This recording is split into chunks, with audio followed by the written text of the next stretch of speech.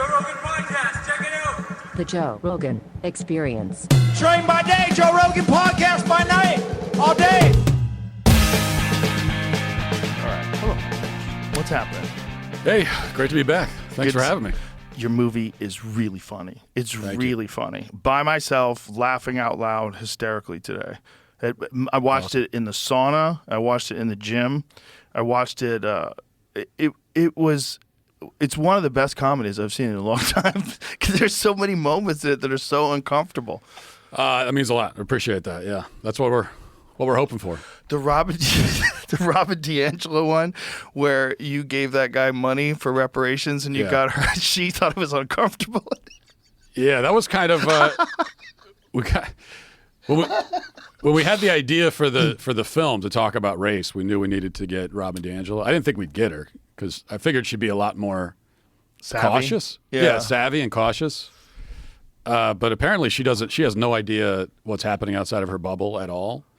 So she didn't know who I was. I mean, I gave her my name, and she had no clue. So wow. But we kind of went into that knowing what the end was supposed to be. If we could get her, we came up with that idea. We went to a bar the night before the interview, and we came up with this idea: could we get her to actually pay reparations to Ben, our black producer?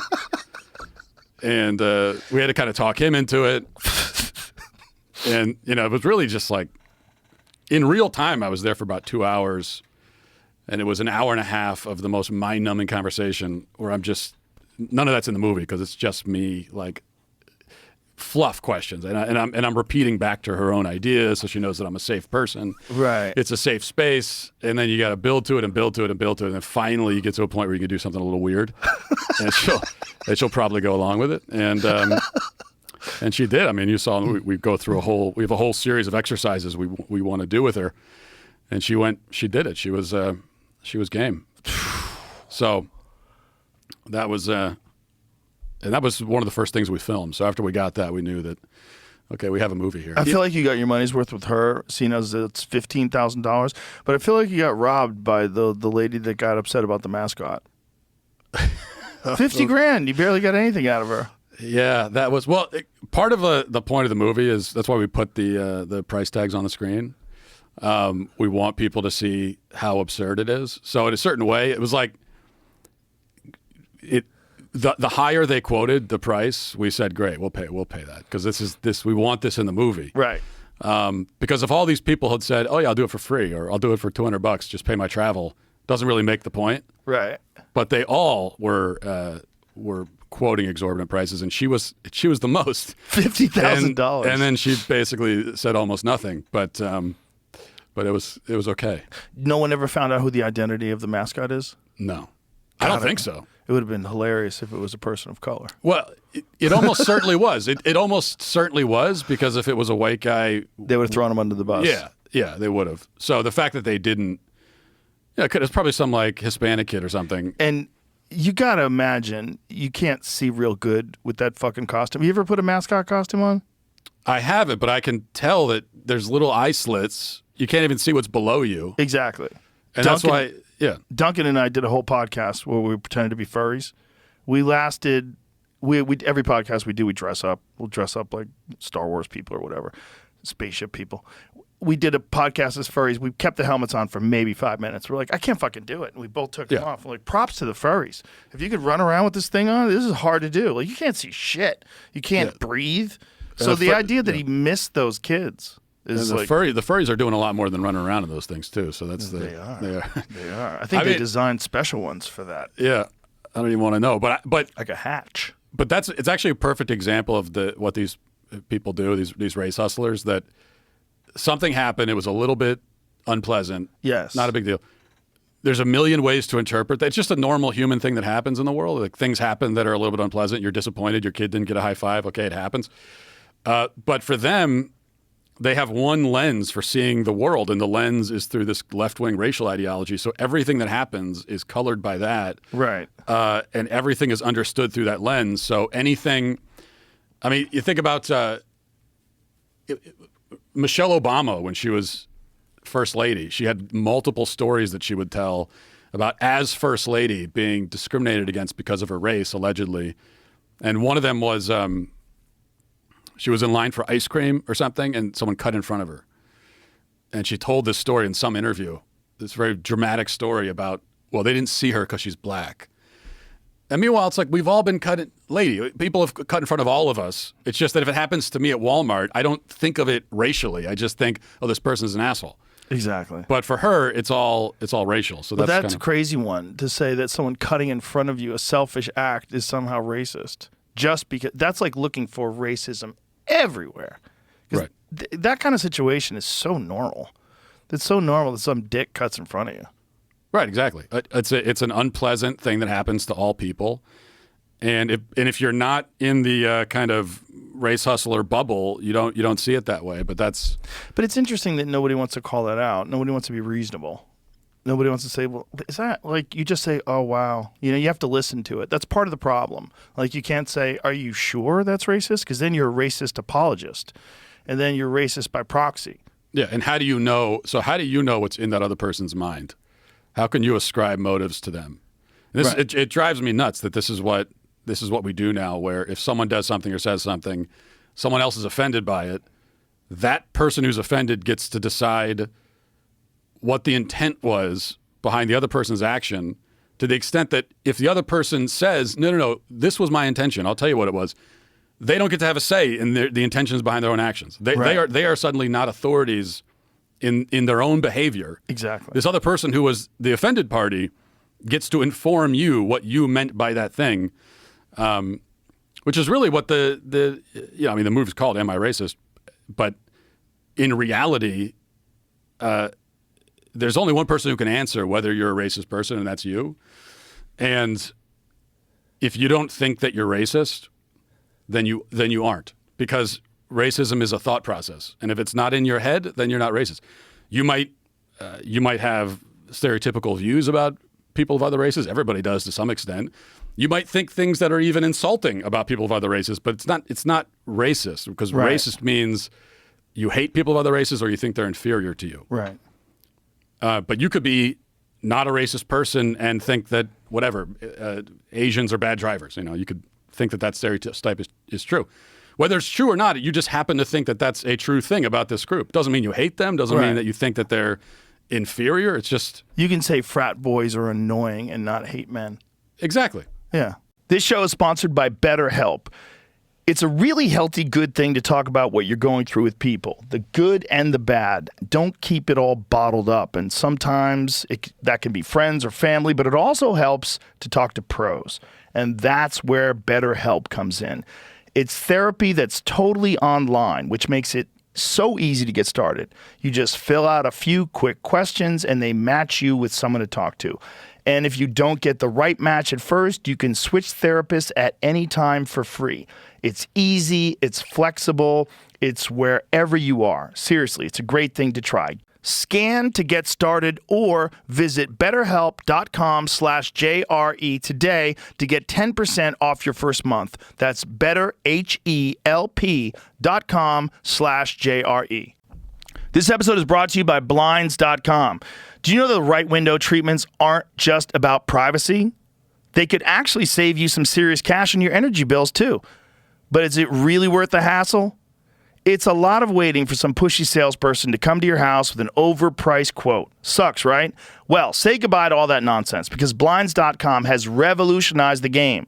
Blinds.com lets you do a virtual consultation with their award-winning design experts whenever you have time. No pushy sales rep in your home. Just hop online and Blinds.com will send free samples right to your door. How cool is that? Whether you're a do-it-yourself beast or you prefer professional installation, Blinds.com has you covered. And guess what? You can get your entire house done for one low price. No hidden fees, no showroom markups. What you see is what you pay. Now, I get it. Ordering online can be sketchy, but not with Blinds.com. They've covered more than 25 million windows, and they've got a 100% satisfaction guarantee. Blinds.com is hooking up my listeners with an exclusive $50 off when you spend $500 or more. Just use the code Rogan at checkout at Blinds.com. Go to Blinds.com and use the promo code Rogan. Limited time offer. Rules and restrictions apply. See Blinds.com for details. Exactly. Whether and most of the time, these stereotypes, they didn't just fall out of the sky. Like Right. they're grounded in something. If they did, it wouldn't make any sense.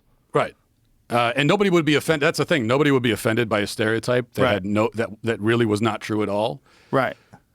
You're only offended because it rings true at least a little bit, because otherwise it would just be Exactly. absurd. Which is why when you get, in the movie we go, there's a section where we go kind of outside this bubble, and we go down and we talk to bikers at a biker bar in the South. We talk to the poor black community in New Orleans. And the only reason we did that was just, let's find people who are not, they probably didn't go to college, so they didn't get brainwashed there. They're not getting the corporate DEI seminars. They're not reading Robin DiAngelo or any of these people. What do they think about this stuff? Are they worried about systemic racism? Do they see everything as racist all the time? And what we found is no, they're just not even, they don't even speak that language. When you say the term systemic racism to them, they say, well, what do you mean by that? What is that? Well, this was something that, like people are always concerned about people being racist, but there's something that happened in this country somewhere around 2012-ish where things really, really ramped up. And it just became much more of a subject that was like constantly around, worrying about racial bias, and it ramped up, right? It ramped up to you get to the point where you do have some of these race hustlers that are saying everyone's racist. You must confront your unconscious bias, and and you're just constantly hearing about it. It's like, I think you're right that it was around 2012. BLM came into formation in 2013. I think that was the Trayvon Martin thing. And it's not a coincidence that it seemed like race relations in this country were improving decade after decade. They weren't perfect, but it seemed like they were pretty good. Much better than the 60s. Yeah, the 90s. I grew up in the 90s. It was not perfect, but I grew up in a diverse area. I went to public school. A lot of people of different ethnicities and races. We weren't talking about racism all the time. It was basically fine. And then something happened in the middle part of the first decade of the 2000s where it seemed like things started backsliding, and that's right at the time when Barack Obama was elected. And that's not a coincidence. Like, a lot of people have noticed that it's odd that we had a black president, and then all of a sudden now we're having race riots again. And I think the reason is that when you elect a black president, I didn't like Obama. I didn't vote for him. I think his policies are terrible. But you would think that at least one positive you could draw from that is that, well, at least that means that systemic racism is not a problem in this country anymore. I mean, if a black guy could rise to the top of the system and run it, then clearly the system is not racist against black people. And in fact, was overwhelmingly voted into that position by Americans, which is true. So that is evidence that America isn't systemically racist against black people. But the race hustlers don't want us to draw that conclusion. They're worried that we'll look at Obama as president and say, okay, well, racism isn't a big issue anymore. And that's a problem for them because there's a lot of power, money, and influence to be found in the racism narrative. So they had to kind of like double up on their efforts to convince us that America is actually racist, which is why during Obama's term, that's when we started getting all these race hoaxes and the race riots and BLM.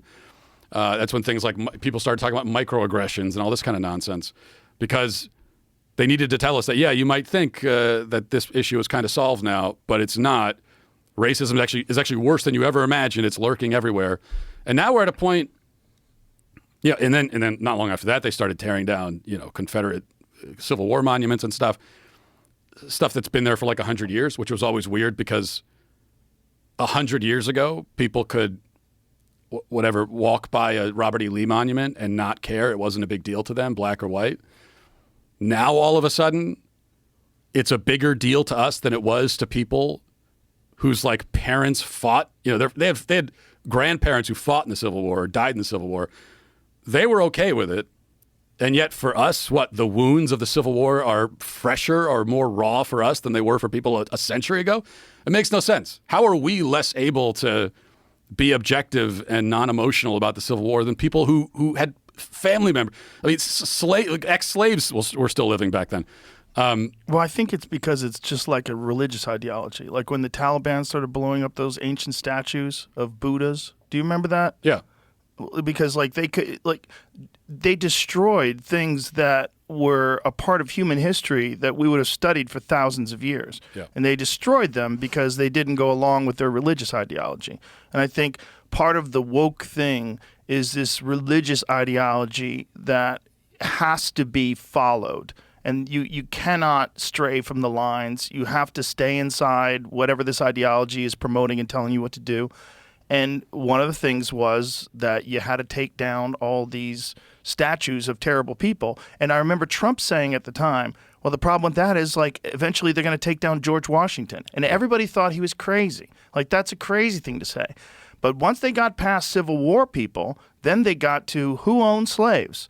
And then they got to they wanted to take down statues of Thomas Jefferson, and eventually did get to George Washington.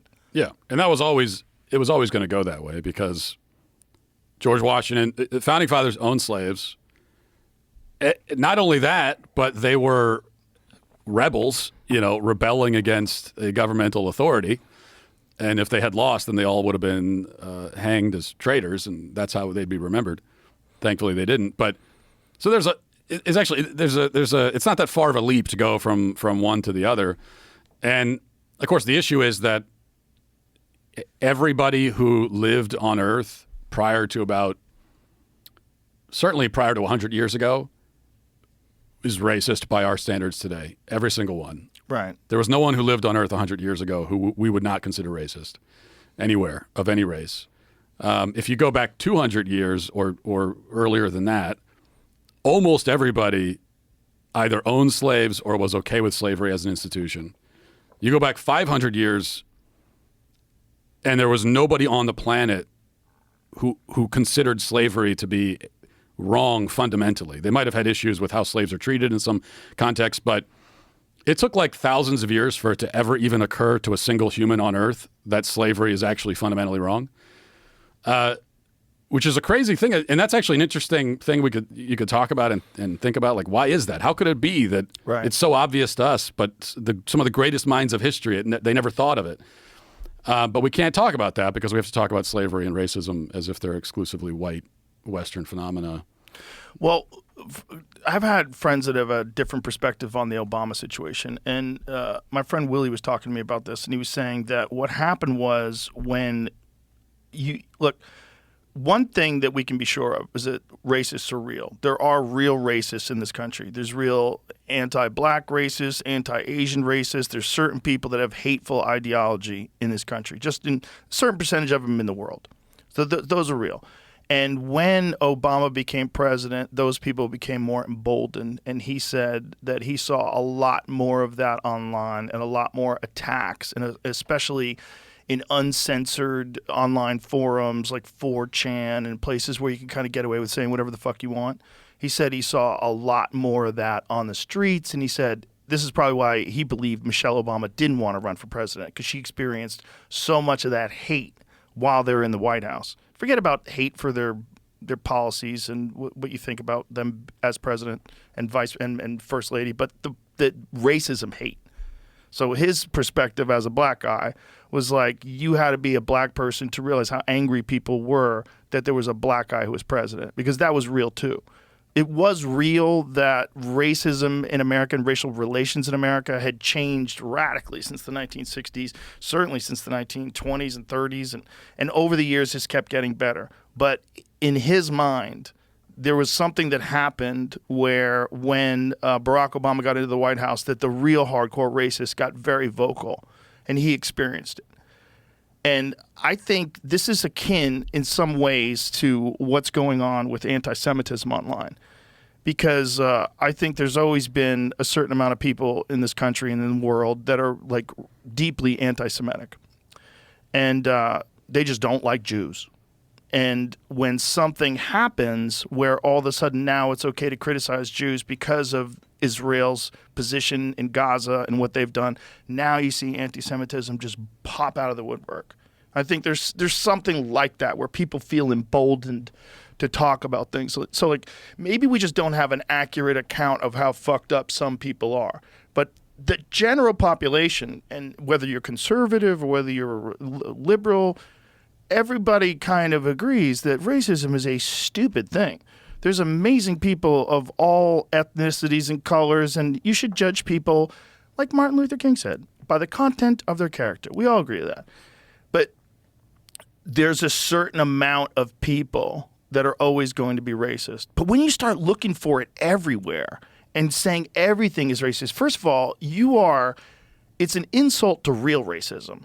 It's an insult to the people that are the victims of real racism. When you consider microaggressions or cutting in line in front of you to get ice cream, there's people that are real victims of racism. And pretending that everything is racist just minimizes that, and in fact probably makes more people racist. It's going to make a bunch of dumb liberals like drop to their knees or give you money for reparations, but it's going to make a bunch of other people really resentful, and it just polarizes us and drives people further and further apart. Yeah, it's just genuinely stupid. It's a self-fulfilling prophecy, and I think that's true. What he said about.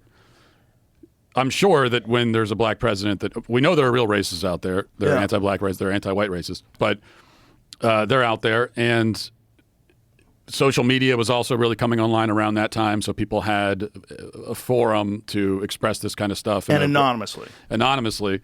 And so, yeah, those people come out of the woodwork. I'm sure that did happen. I don't deny that. The difference, though, is that that kind of racism is personal and individual. It's not systemic. It's not in the system. Right. And also, it's absolutely rejected by society. It's absolutely rejected by polite society. So there's a reason why they had to go to 4chan or whatever to express those views, because you can't come out in public and say it. And if you do, it'll be like the end of whatever your career is. It's probably the end of it. And that's that's the most you're going to, when it comes to, as you said, there's never going to be a time when there's no racists in the world. So the most you can do is, okay, we're not going to have this stuff systemically. The system's going to treat everybody equally. Great. We crossed that off the list. We've already done that.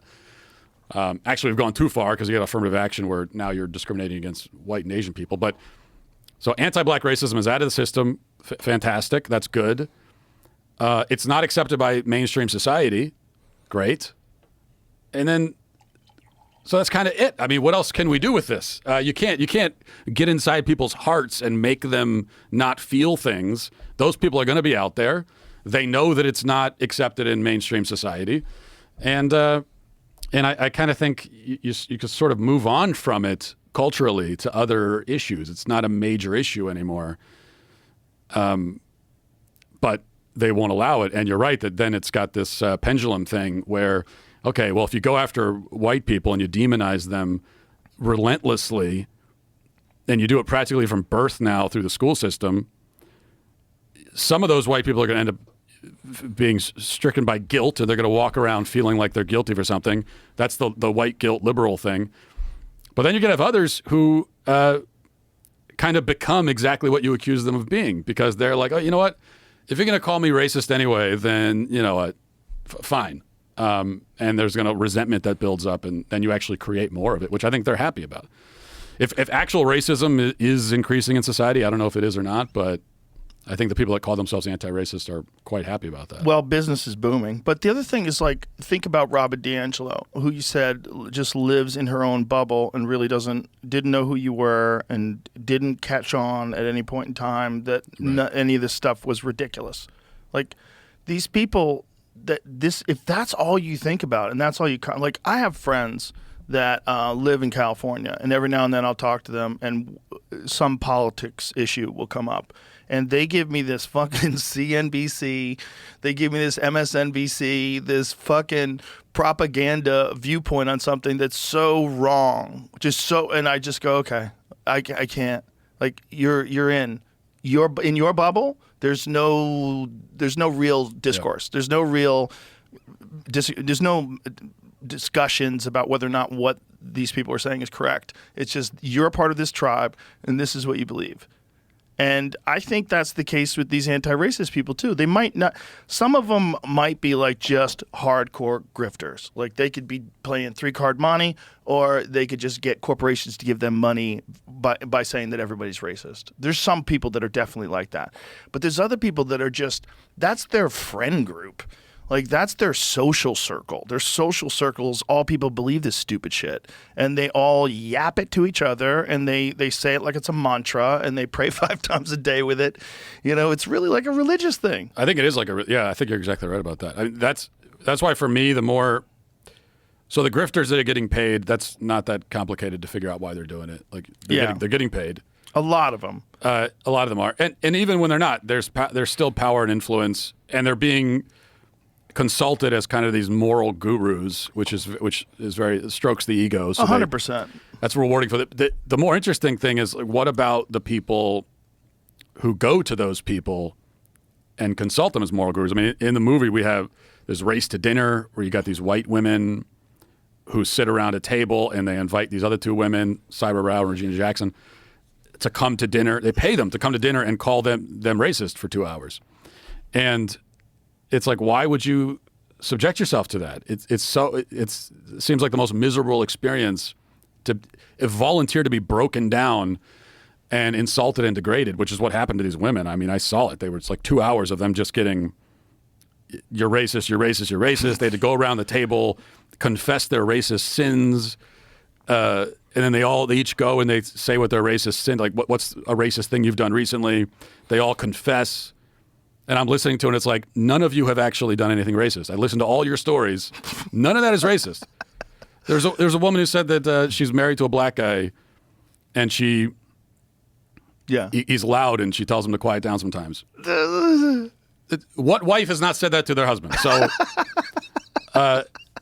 exactly. I get that once a month.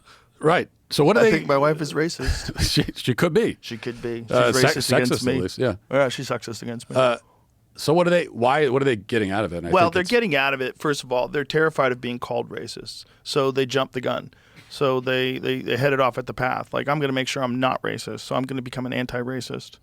You know, I talked about this before, but when my kids were young, like my youngest was pretty young when they started doing this anti-racism thing at the school, where they said it's not enough to be not racist. This is actually right after we left. So it's right after, like, the George Floyd things popped off. They said it's not good enough to not be racist. You have to be anti-racist. Yeah. You're talking about some of these kids in that school are 6. Like, what are you saying? It's not enough. What are you saying? You saying a 6-year-old has to be an anti-racist? Can't they just play with their toys? Can't they just go to the park and hang out with their friends? Can't they just play sports? Can't they just enjoy each other's? 6-year-olds don't give a fuck what color somebody is. They don't. They all just play together. They just want to play with the people who are nice to them and who they have fun with and laugh with. And here you've got some fucking grifter who latches themselves onto some school system that's filled with all these terrified liberals that are just terrified of being called out for anything. And all the rules are changing and everybody's like, oh. And so they bend the knee. They bend the knee. And it's with kids, it's so insidious because, kids don't care about race. They notice it, though, which is fine. But then you give them, like, this complex from such a young age, which is so unnecessary. And that's why, I remember when my oldest daughter was 5, we were at the mall or something, and a black family walked by, and she pointed at them and said, why are people black? Like, why is their skin like that? She wanted to know why does skin color exist? Like, how do some people have different skin color than other people? And of course, I told her, well, it's like, to be polite, we don't point at people in public. So I told her that. But then we talked about it. It's okay to wonder that. It's okay to notice that. I think with these anti-racist people, if I was listening to them, I should have Like this would have been an opportunity for me to give her a whole lecture about racism and make her feel really bad for noticing that and asking about it. Yeah. And then you create this complex, and fast forward 20 years, and she's one of these women at a race to dinner. Exactly. It's awful, but it's a very potent thing. I mean, white guilt, the fear of being called racist. It's hard for me to understand because, I get called racist all the time, 50,000 times a day, and it just rolls off my back. I don't care because it doesn't mean anything anymore. It doesn't mean anything, but for you and I, it doesn't mean anything. But for a lot of normal people, especially, it's a death sentence. Right, to be called that, it's like the worst thing in the world. Yeah, they're terrified of it. They'd literally rather be called anything than racist. Yeah. And then, so for them, those kinds of people, when that's the threat, when being called racist is a threat, you can get them to do anything. And I don't, spoilers or whatever, but in the movie, the last thing in the movie, when I do my own anti-racist workshop with these people, and they're all real people, and we get them to join in on some things that are really like morally repugnant, because they're terrified of being called racist publicly. They can't stand that thought. And the other thing that happens with kids is if you have a thing like you're telling the kid they have to be anti-racist, well, some kids are going to use that as a platform to increase, whatever social cred that they have, and they get feedback from it. It's positive feedback, and they get very vocal, and the more vocal, the more people are impressed, and the more work they do, the more people going, you're doing great work. And then you get what's essentially like the racial version of Greta Thunberg. Like, what is that lady? That lady's moral outrage at what have you done? How dare you? And everybody's like, yes, we like what you just did. And so now you do it all the time. And so now somehow or another, a 16-year-old kid travels all over the world telling everybody they're bad, flying around in jets, telling everybody they're bad for ruining the environment. And she gets to feel morally superior, virtuous. And for a child to be in a position where they become virtuous is, they love that. They love that. To be in a position where they can lecture adults. Yes. Where adults are looking to them as authorities. Yes. College kids love to do that. The moment they're out of their house, the moment they don't have their parents telling them what to do anymore, now they can tell other people what to do. And it's just like, it's one thing that you see online from people who have been bullied in the past, people that have been picked on and fucked with. Boy, they like to do it to people, like online, on Twitter mobs. They like to jump in. And I know a lot of people I've known a lot of people that have engaged in these things. I know them personally. These feeble, weak, terrified men. And they say the most heinous things about people, like uncharitable, not knowing like what kind of response these words are going to have in that person. And they bully these people because they've been hurt. It's that hurt people thing. That's what it is. But they don't think it's they don't think it's as bad as bullying, like in real life. Bullying's terrible. You're going to hit somebody? How dare you, you fucking monster. Well, you're emotionally scarring people online every day, and you think you're doing it through this. It's like one of the things, Elon's talked about this, that one of the things that woke does, it allows really mean people. This ideology allows really mean, shitty people to have a virtuous way of expressing that. Yeah, I think that's right. And also the internet. I mean, the whole idea that the internet isn't real. We hear it all the time. That's why I hate it when people say, well, Twitter isn't real life. And I understand what's meant by that when people say that, but it actually is real life because these are human beings who are communicating with each other. Now, there are bots too, but if you're a human being on Twitter saying something, that's real life. It's not fake. This isn't happening in some kind of dream world. Right. But then people think that, well, okay, if I just say this on Twitter, I put it in a YouTube comment section, and it's this heinous, awful thing, it doesn't count. It doesn't mean I'm a bad person because it's not real life.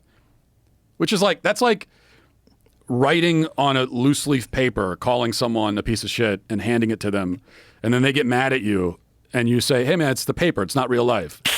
Like it just happened on the paper. It's a method for communicating, yes. And so I think people have been conditioned that in this world it's like a moral exception, so you can do and say whatever you want, and you don't have to feel bad about it. Right.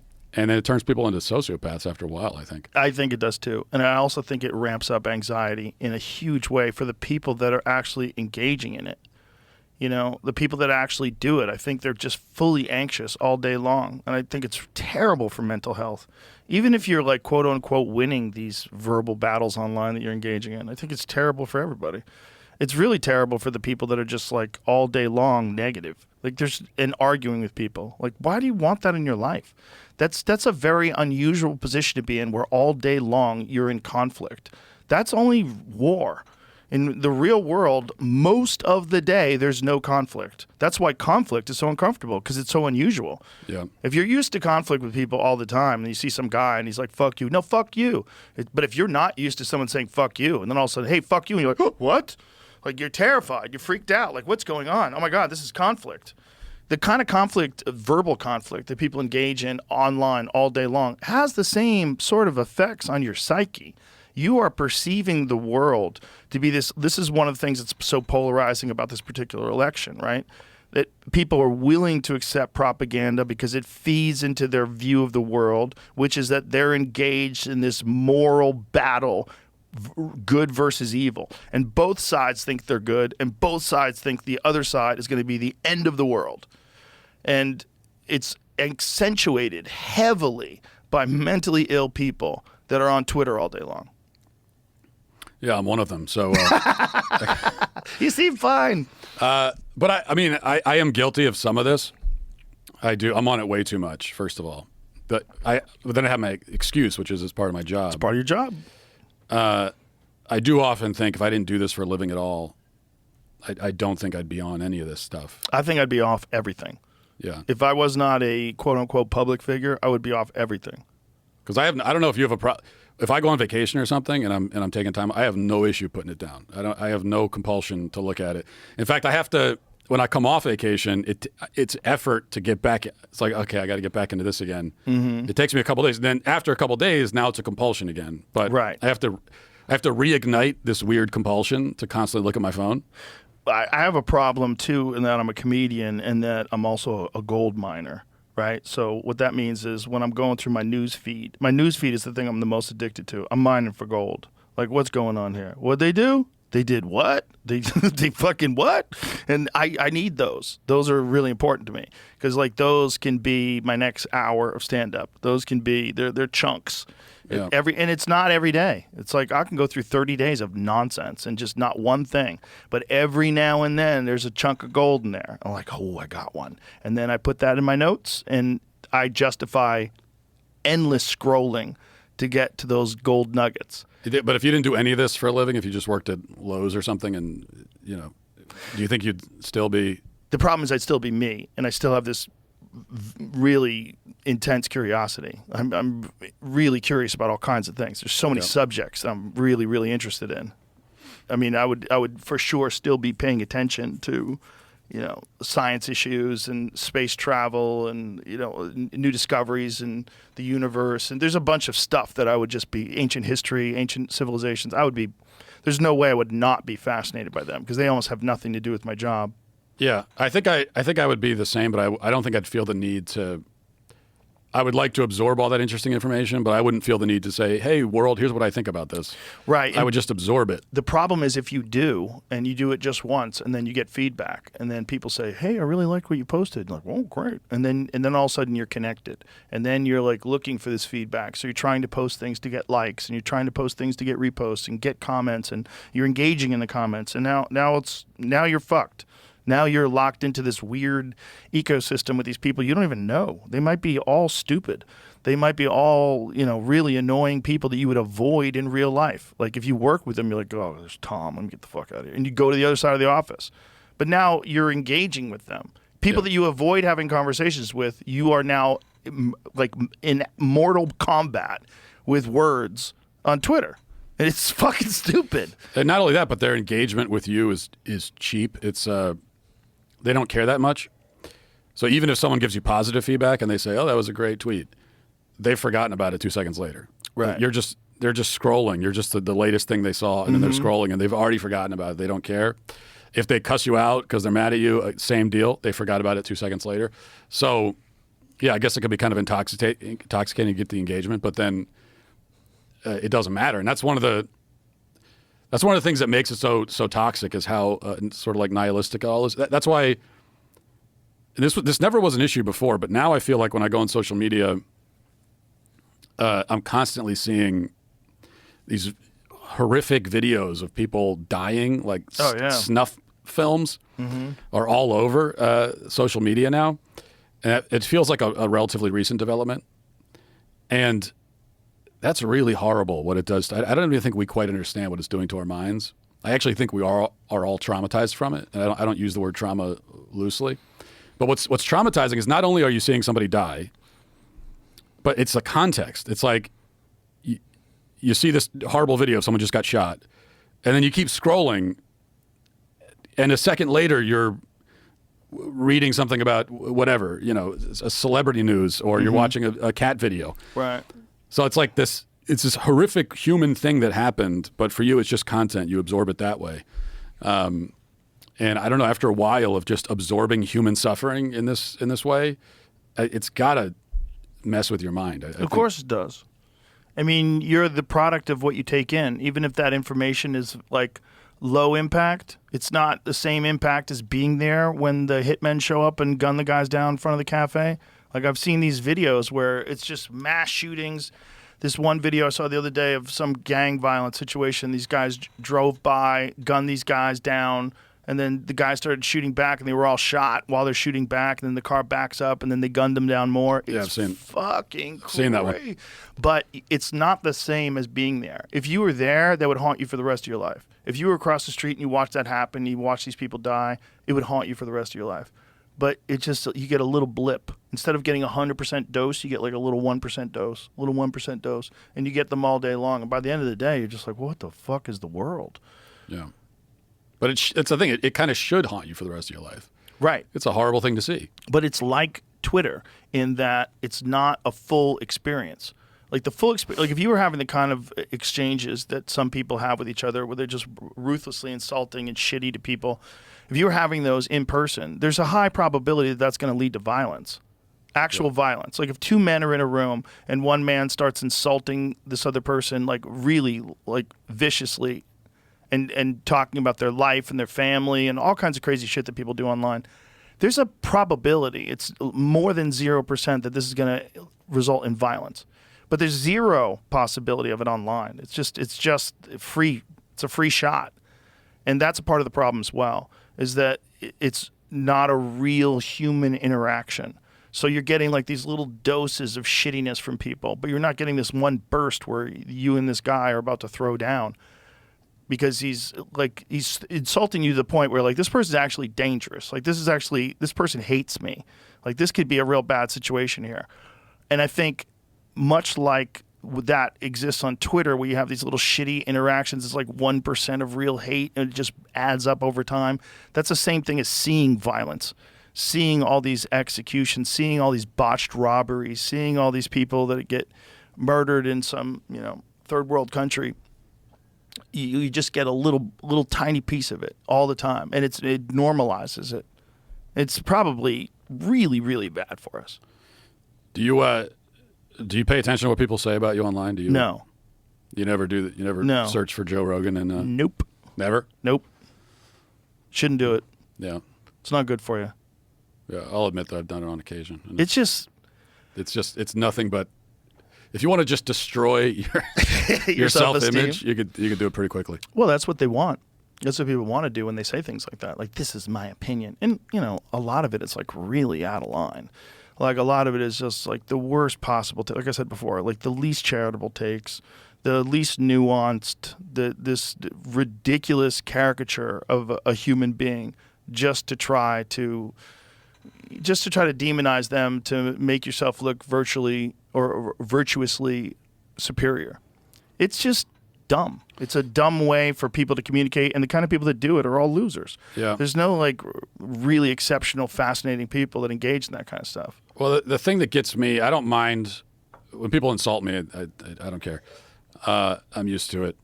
It's the lies. Like when I see something about myself that's just a straight up lie, totally made up, and then it picks up traction, and people are sometimes it could be even someone photoshopping a tweet that I never said or whatever, anything.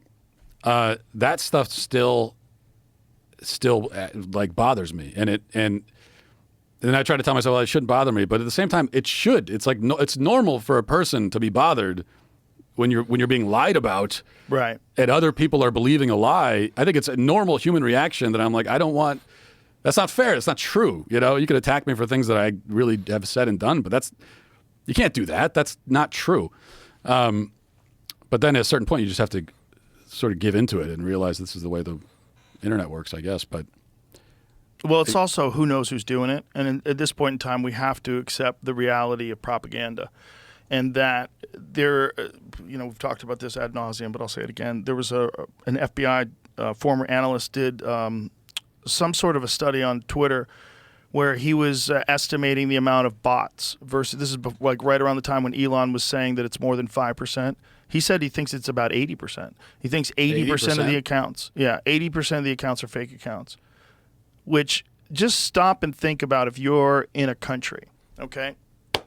Let's imagine you want the politics of America to swing in a certain direction, because we most certainly do this in other countries. I mean, we don't have to educate people on the long history of interventionist foreign policy where we have gone in and installed new leaders of countries and organized all kinds of shit.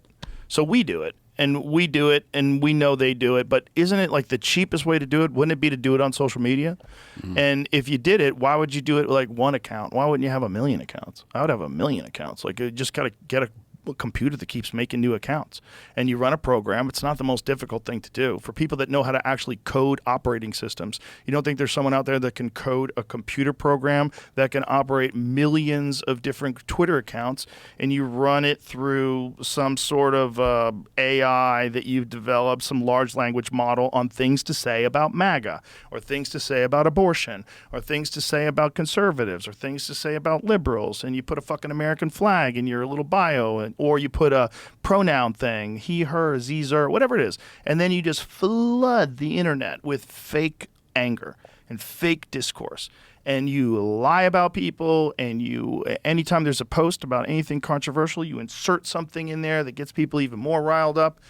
You could get people, you could swing the vote. You could swing the vote in one way or another, especially with fence sitters, with people that are not sure, like, I don't know, is Trump really the answer? And then you get online and you see all this hateful shit, or you might get on a MAGA forum and you go, oh, they are eating cats.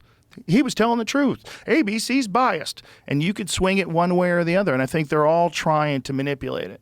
All these foreign governments, and I think internally in the United States, I'm sure there are groups that are doing it too, that are manipulating things in one way or the other in a disingenuous way because it's available. And I don't know how to stop it. I think the only way for you to not personally be really affected by it is you have to understand that it exists, and then you have to recognize that some of these takes are not even real human beings. So instead of saying, Jesus Christ, people really think that way, go, maybe not. Like, maybe this isn't, maybe there's a few people that think that way, but you're being led to believe that it's a huge movement of people, when it might not be. But the problem is even if it's fake, people are so stupid that even if it's a fake thing that becomes a bit of a movement online with fake, dumb people will jump in there, and then it'll become a real thing. Yeah. Like, you aware of the free bleeding movement that 4chan pushed? Yeah, I think I heard of that. But then it became kind of real, didn't it? It became real. That's what I'm saying. Or flat Earth is the same thing. It became a joke. If people were fucking around at first, we've known the Earth has not been flat for a long-ass time. And then... But now that's totally real, right? Now it's totally real. Now there's massive groups of people that think the Earth is flat. Which isn't... I can't. I can't. I don't know how that... Yeah. Yeah, you can't. But the thing is, that's how dumb people are. That you can have a fake thing and say it enough times, and enough people will jump in and be on board with it, and then it becomes a real thing. And then you don't even have to use propaganda anymore. These morons are doing it for you. The thing that gets me about the flat Earth thing is because I didn't realize that it was a real thing until, I don't know, a few years ago. I posted something about it, and all these comments from real people that what gets me is, well, you get the people that say, yeah, I think the Earth's flat, and you're just really stupid. But what I was more fascinated by the 80% of people who 80% of the flat Earth crowd, 80% of them, their take was, well, I'm not saying the Earth is flat, but I'm open to it. So I'm open to the possibility. How are you? I get it if you're just completely stupid and you got sucked into this cult thing, but what I don't get is how can you be on the fence about the shape of the Earth? Well, it's just people that really are not educated. That's number one. And people that believe that there's a collusion that's so large that all of the space agencies from Japan, from China, from Russia, all of them are liars. That all of them are colluding together to hide the true shape of the Earth, because if we really knew the Earth is flat, then it always is connected to some sort of a Bible thing. Like it's the firmament, and they believe that we're hiding the fact that God is real, and somehow there's some mass conspiracy that all these world governments and every person that ever was involved in the space agencies, they've all hid from us. Yeah, and the moon landing. You're not you believe in the moon landing, right? I used to believe in the moon landing. You don't anymore? I had a joke in my act about it, that before COVID, I would have told you vaccines the most important invention in human history. And after COVID, I'm like, I don't think we went to the moon. Yeah, I know that was in your, but Yeah. you actually think that? I think there is a less than zero possibility that we did not go to the moon. Oh my gosh. I know. Why do you think we went to the moon? Because it's exactly what you just said about, well, there's a lot of reasons, but the main thing is what you just said about the Earth, the vastness of the conspiracy that would be required to fake that. It's so vast that it's a lot more incredible to believe that we faked it than to believe that we just went. And going to the moon, it's a massive achievement, but I think the greatest human achievement of all time. But even so, to fake it would be even more massive, because not only would you need all of these space agencies and all the different whatever people in American institutions to be colluding, but you'd also need foreign governments, including adversarial foreign governments, who at this point certainly would know we faked it, and for some reason haven't blown the lid on it. So they're letting us take this achievement that they know. Like, why haven't the Russians come out and said all those things you're saying are true? Right. I don't argue with any of the things you're saying, but one of the things that I think you have to consider was, if it's not possible for human beings to safely go through the Van Allen radiation belts and out into deep space without much protection and face the temperatures that are on the surface of the moon, which get up to 250 degrees and 250 degrees below zero in the shadows. There's no environment there. It's hostile beyond belief. Micrometeorites are flying into the moon all the time. They're flying through space all the time. We've never had a single biological organism go out into deep space, past the Van Allen radiation belts, and then come back to Earth and come back alive, except human beings during the Apollo missions. Every single space station mission, every single space shuttle mission, all of them are inside 350 miles from the Earth's surface. The only time human beings have ever been past that and through the Van Allen radiation belts was the Apollo missions. And we were the only humans that were ever able to do that. The Russians never figured out how to do it. No one else figured out how to do it but the Apollo astronauts. And we did it 7 times, 6 successfully, from 1969 to 1972. If you said to me, do you think that they could fake the moon landing today? I would say no. I would say no. People are going to be able to track it. It's very easy. They have satellites. They're going to know everything. But in 1969, the technology was so crude that when they first showed the Apollo 11 landing, they didn't even show a direct feed to the networks. So like if you're on CBS News, you don't get a direct feed. What you do is you point a camera at a projection screen. So that's why the film looks so shitty. The camera is pointed to a projection screen where you see the astronauts jumping around on the moon. And you see this weird, grainy, third-generation image, right? And we did it, and we have never done it since. And we've always said we're going to do it, and no one's ever even come close. No one's ever even gone into deep space since 1972. We also haven't been trying. We haven't been trying, but we always talk about going back, including Herbert Walker Bush talked about going back, George W. talked about going back. They all talk about going back, but nobody ever gets anywhere. Well, I think that's because we lost the spirit and hunger for discovery. We didn't just lose that. We lost all the technology from the Saturn V rocket. They don't even have that anymore. In fact, they don't even have the original film. They erased all the original footage of the Apollo missions. So you just have copies of everything. You could develop the technology again. You can do all that. Sure you could. If you can get through the Van Allen radiation belts into deep space with human beings and have them safely come back. But I think what you're describing to me, all that does is highlight how incredible the achievement was. If they did it. Right, if they did it. But I don't. Well, here's the main point. There's no evidence, because saying that it was a hoax is an assertion of a. It's not. You're not just denying an event. You're asserting a whole other event that you say happened instead. And there is evidence that we went to the moon. Now, someone who's a skeptic might say it's not enough evidence or it's not good evidence. There's evidence. There's eyewitness. There's people that went and came back and told us.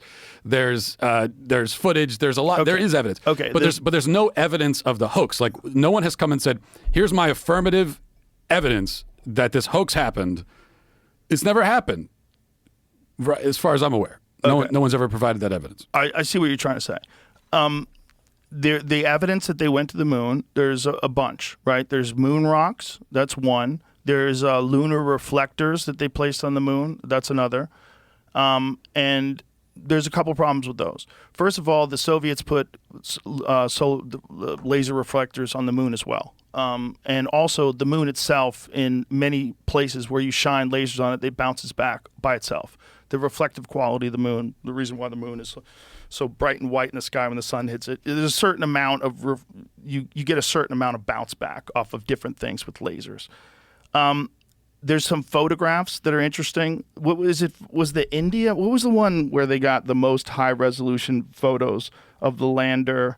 I'm looking at Wikipedia right now of all third-party evidence of the Apollo mission. One of the things that's interesting is they gave a moon rock to, was it a prime minister of Holland? Is that what it was? Which one was the moon rock they gave that turned out to be petrified wood? So the Apollo astronauts gave a moon rock to some foreign dignitary, and it turned out to be a piece of petrified wood.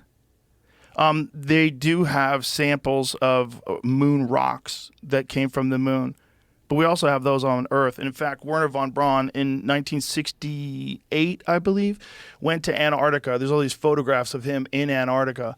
Antarctica is a great place to take moon rocks because Antarctica is just this gigantic sheet of white, and you can spot the meteorites in the ground. So this is the photo. And this is from what? What is this from? What is the? So this is an Indian Space Research Organization's. I don't know how to say that word. Chandrayaan-2 orbiter captured images of NASA's Apollo 11 and 12 landing sites and lunar modules from 100-kilometer altitude. Apollo 12 image astronaut boots tracks are still even visible. Due to the recent interest in another post I shared, decided to download and view the raw imagery. So that looks like there's some kind of thing on the moon. It's pretty good evidence. It is evidence that something's on the moon. It's not evidence that human beings went to the moon. See, we have things that are on the moon. We have things on Mars right now. Well, we have things that were, we'd shot things into space for sure. Yeah, but it's evidence. It's not proof in and of itself, but it is evidence. Listen, I'm not saying we didn't go to the moon. What I'm saying is the subject is complex. And it's not even a little complex. It's really complex. There's a documentary called The Funny Thing Happened on the Way to the Moon. This guy, Bart Sibrel, he's been obsessed. He was a guest on the show, too. Been obsessed about this his whole life and absolutely believes that we never went to the moon. And there's enough shit that you go, okay, if he's right about any of these things, it's weird. One of the things was some of the photographs of the moon, they ran through one of those AI detectors that can tell you whether or not something's false or artificially generated. And it showed different images from, I think it was a Chinese satellite of the moon. They said this is legitimate. But then it got to these Apollo images, and they said these have been doctored. This AI who said that? This AI program that all they the ran, images or a few of them? A few of them. but then other ones were found to be authentic. I don't think so. I think they only ran a few images through. See if you can find those, Jamie. Find what they did. Again, this is not saying that we didn't go to the moon. It could be, and this was a fact with the Gemini 15 program, where Michael Collins, there was a photograph of Michael Collins that they took in one of his training exercises, where he had those packs that they put on where they can move around while they're doing moon walks, or not moon walks, space walks outside of where they're connected by a tether. And he was like in this harness and manipulating this device. And what they had done is taken a photograph of him training, and then someone, probably some overzealous PR person, had taken that photograph and then blacked out the background and tried to pass it off as a really clear photograph of him out there on a spacewalk, which is probably very difficult to get, right? You'd have to have another person at the camera, frame it right. They had this photo. They're like, look, he did it. Let's just pass this off as the real thing, which is, you're also talking about the Nixon administration, where they were just full of shit constantly. If you remember, this is where he tried to claim it was from, which is a Russian video. I don't know. So there's different video where they ran it through, and they said it was real, and was it the Chinese program? But when they ran the American ones, the American images, they said that they were doctored. Again, it doesn't mean that we didn't go to the moon. But it does mean, okay, there's that. That's weird.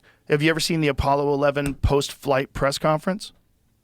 Yeah. It looks like a hostage video. It looks like a bunch of guys who don't want to be there. They look real fucking nervous, and they look real deceptive. And if you watch that video, it's weird. Well, but I think that's the temperament it requires to do something like that. Could be.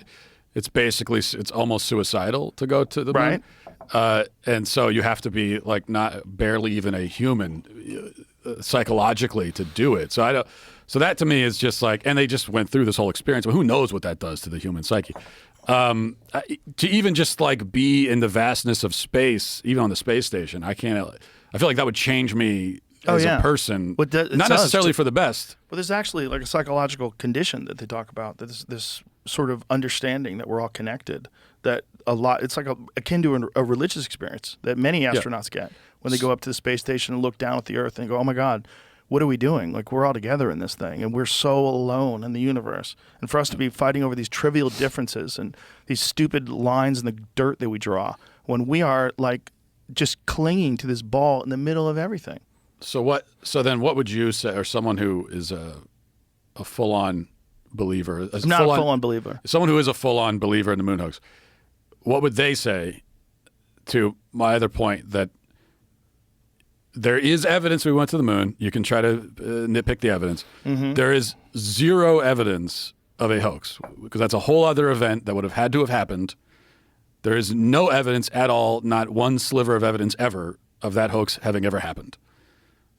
But I think that's a weird way to frame it, right? Is there evidence of a hoax of the JFK assassination that Lee Harvey Oswald acted alone? Do you think there's evidence?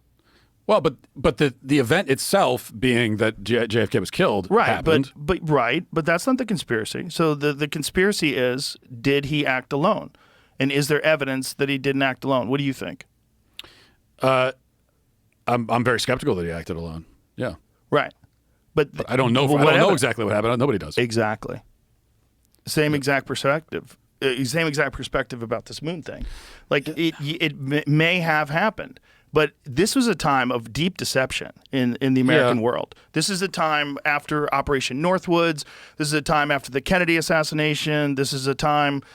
I mean, this is a weird, fucking shaky time in terms of propaganda. This is after Eisenhower warned about the military-industrial complex. This is like, there was a lot of deception. Gulf of Tonkin incident. There's a lot of open deception that the American people were being subject to. And then there's this Cold War between us and Russia, this space war for superiority.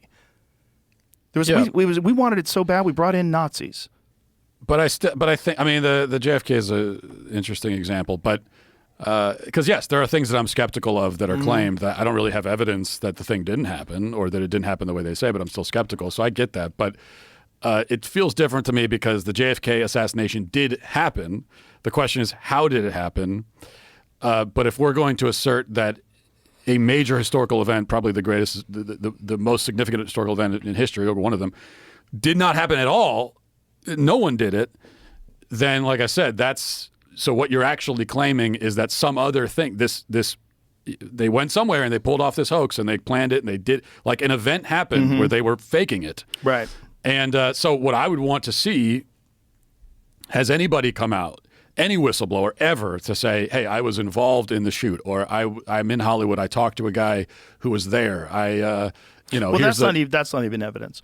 Real evidence would be some sort of documentation, some sort of a way to go over. Like, there's a binary code that shows the distance between the Earth and the lunar module at every stage of the journey, but that's missing. That stuff's missing. All the tracking data's, they can't find it. All the original footage is missing. And that could just be people who are really bad with historical items. That's possible. But to say that faking the moon landing would be a bigger achievement than actually going to the moon, I would say only if people could actually go to the moon. So here's the question. Can we really, everyone wants to dismiss it, can we really send a biological entity into space, go through that radiation, which is thick, covering the Earth, and have it come back alive? Well, supposedly, this is the only time people had done it, and supposedly the way they did it was by going through the top area of the Earth, where the Van Allen radiation belts. It's like kind of like a donut that covers the Earth. It's not uniform, and there's an area at the top where you can go out. But according to Bart Sibrel, they didn't go that way because you would have had to launch from Antarctica to do that. It's not really possible that happened, that they went that way. So he thinks that if they did go through that, there is no other examples of living things that have done that and come back alive. And they've known that this is an issue. They've known that this Van Allen radiation belts, which is this band of heavy radiation that covers the Earth and protects us, they've known that it's out there because they tried to blow it up once. There was a thing called Operation Starfish Prime where they launched one of several nuclear bombs into the radiation belt to try to blow a hole through it. And unfortunately, when did that happen? 67 maybe? It was Starfish Prime. But it did the opposite effect. Why did they do that? Just for they wanted to see what happens. Shits and giggles? Well, they had so much power, and you've got nuclear bombs, and you can't blow people up, but you're still doing studies. So they're doing tests all throughout Nevada, and that's what killed John Wayne. John Wayne got cancer because he was working on a set doing a Western right next to where they were blowing up nuclear bombs. Like 200 people on the set got cancer. Starfish Prime high-altitude nuclear test conducted by the United States, a joint effort of the Atomic Energy Commission and the Defense Atomic Support Agency, July 9th, 1962. So this is like while Kennedy was in office. They were trying to figure out we will get to the moon, not in this decade, but in the other, or whatever he said. High-altitude nuclear test. So the thing it did, unfortunately, was it supercharged the bands, and it made it have much more radiation. Not only that, it blew out power in some parts of Hawaii. I think it cooked a few satellites. Right? We talked about this the other day. It cooked a few satellites. Okay, so can I ask this though? Do we have examples? So we're saying, well, we don't know if a human can go through the right. I would say, well, we do know because they did. If they did. Well, but if we know they sent people into near Earth orbit. That's a fact. We know that. Well, how do we know that if we don't know? I mean, maybe there's space because we stations. actually can see that. We can see where they launched. You can follow the trajectory. You can know about the propulsion units that they used. You know about what they were trying to accomplish, and you can watch it. So my question is, have we tried to send humans through the radiation belt and not been able to? Has that happened? They never even tried that. They just did it. Right. That's what's even crazier. So, but how do we know? So how do we know they did it? If the only time they did it, how do we know they can't? The last time they did it was 1972. You don't think that's a little weird? Not really. No. Listen. I don't think even it's if weird. they did go to the moon. Let's say I'll say they went to the moon. It's fucking weird. Everything from 1969 is easier, cheaper, and faster to reproduce today, except the moon landing, except space travel. I just don't think but there's a we will. thought What? I don't think there's a will. Do you know how much fucking resources there is on the moon? Do you know how many valuable minerals are on the moon and trillions of dollars of things that are very difficult to find in the United States are on the moon? I don't think the people in the 1960s, the American people cared deeply about going to the moon. I don't think that these days I think we should care about that, but most people don't care about.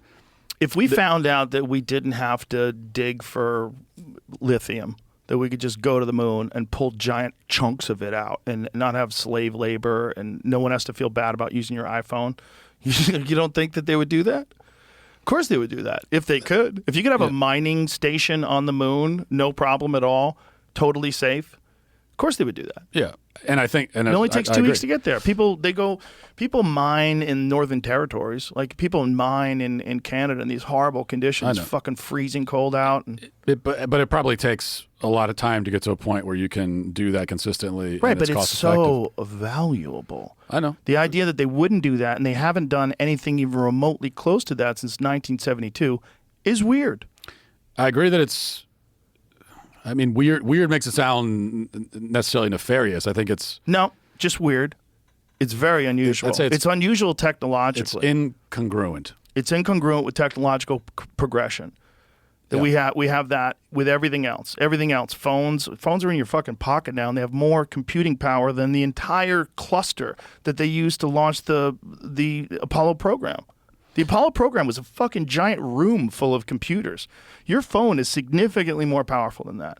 Yeah. Everything else got better, except that. We thought that people were going to be going to space all the time. You ever watch that TV show, Space 1999, when you were a kid? No. You're younger than me. There was a stupid show called Space 1999, and they thought, boy, by 1999, we'll be flying around spaceships and people will be living on the moon. Every time they've done, like in the past, like after the moon landings, every time they did any sort of like science fiction movie, it always involved like colonies already established on the moon and on Mars and people traveling because we thought that was going to happen. Orville and Wilbur Wright, right? Think about the launch of the first airplane and then the launch of the Apollo program. It's only like 60 years. It's kind of crazy. The launch of the first airplane ever and dropping nuclear bombs out of an airplane is only like, what is it, 50 years? I think it's something like something kooky. Yeah. 50, 60 years. That's nuts. I agree. But then now you have supersonic jets, like 100 years later. Yeah. Now you have insane capabilities of like Air Force fighter jets. Unbelievable power and maneuverability, far beyond anything anybody would have possibly imagined when Orville and Wilbur had that stupid fucking bird-looking flimsy thing. So everything progresses technologically, except... Well, but here's what I would say to that. Except traveling to other planets. I would say two things. Number one, I think that it does take. Yeah, we're kind of spoiled by the fact that there was this burst of incredible technological advancement. In everything. Right. In automobiles. It doesn't necessarily. Not every facet of technology is going to continue at that pace forever into an infinity. So I think it does take.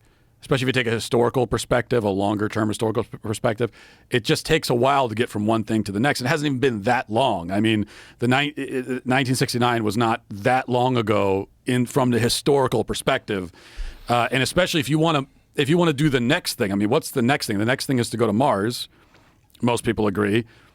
That's so much exponentially farther away and harder to do. Sure. And so if it takes decades more to figure out how to do that, that doesn't seem that crazy to me.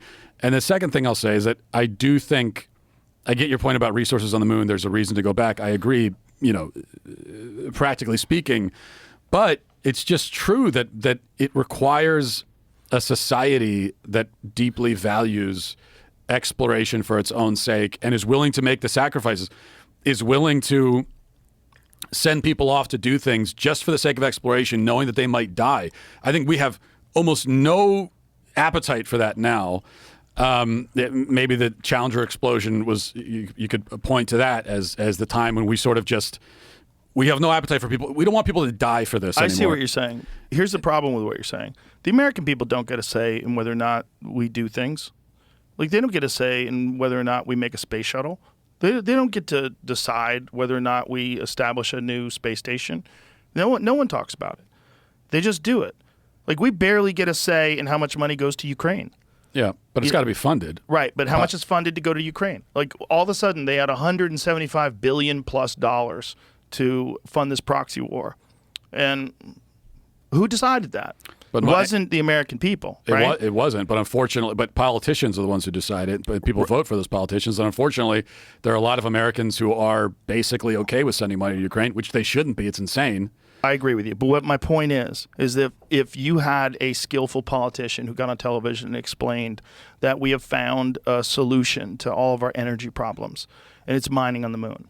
And through this mining on the moon, we are going to increase the overall way of life for every single human being on America's soil. We are going to raise everybody above the poverty level. There'll be no impoverished people because we have literally found trillions of dollars in very, very valuable minerals.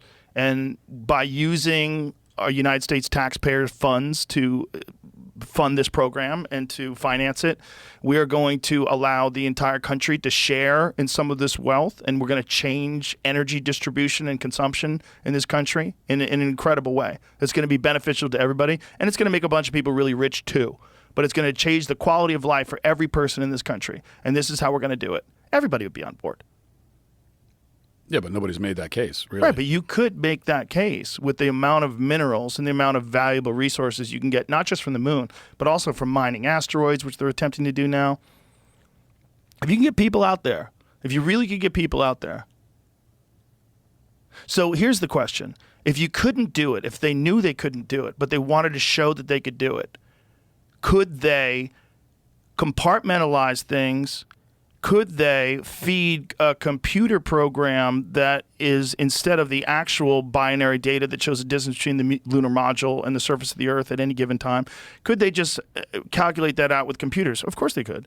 Yeah, that's possible. Could they, if they couldn't get human beings into deep space and have them come back alive because they couldn't figure out a way to get through the Van Allen radiation belts and survive micrometeors and all the other shit that you deal with, could they get enough people to shut the fuck up because it's in the best interest of national security? Of course they could, especially in 1969.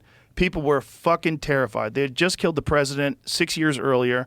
People were absolutely terrified of getting under the sights of the intelligence agencies. And if you have top secret clearance, if you're involved in some sort of a project, like look at the Manhattan Project. People kept their fucking mouth shut. They knew they were working on something of importance that was above and beyond their need to yap about shit. But for the moon landing, you would need way more people involved. I don't know more if institutions you would, because you actually have a real space program. So the space program's not fake, right? So let's just assume I'm a non-believer. I would tell you that the space program was absolutely real. The Saturn V rocket was absolutely real. The modules, the way they were able to parachute down into the ocean, 100% real. They did go into space. But how far did they go? This is the real question. And Bart Sibrel, the guy who made this documentary, he asserts that they went somewhere into Earth's orbit, like, you know, in space, but not through the Van Allen radiation belts and not to the surface of the moon and back. And that they had video footage that they had done in some scenario. Some people think it's in the Nevada desert. Who knows what it is? But they had this footage of people bouncing around, and they said they got it on the moon, and then they brought this back. Does he have any evidence of that event occurring? Would he say, well, I know they only went so far and came back because of this? Well, he has a bunch of different things, and one of them is the one that's like very hotly debated, and it's the different light sources in the photographs. So a lot of the photographs from the surface of the moon have intersecting shadows. So you have a shadow that's going this way and another shadow that's going that way, indicating more than one light source or a close by light source that's, you know, coming in, not something that's, you know, millions of miles away like the sun.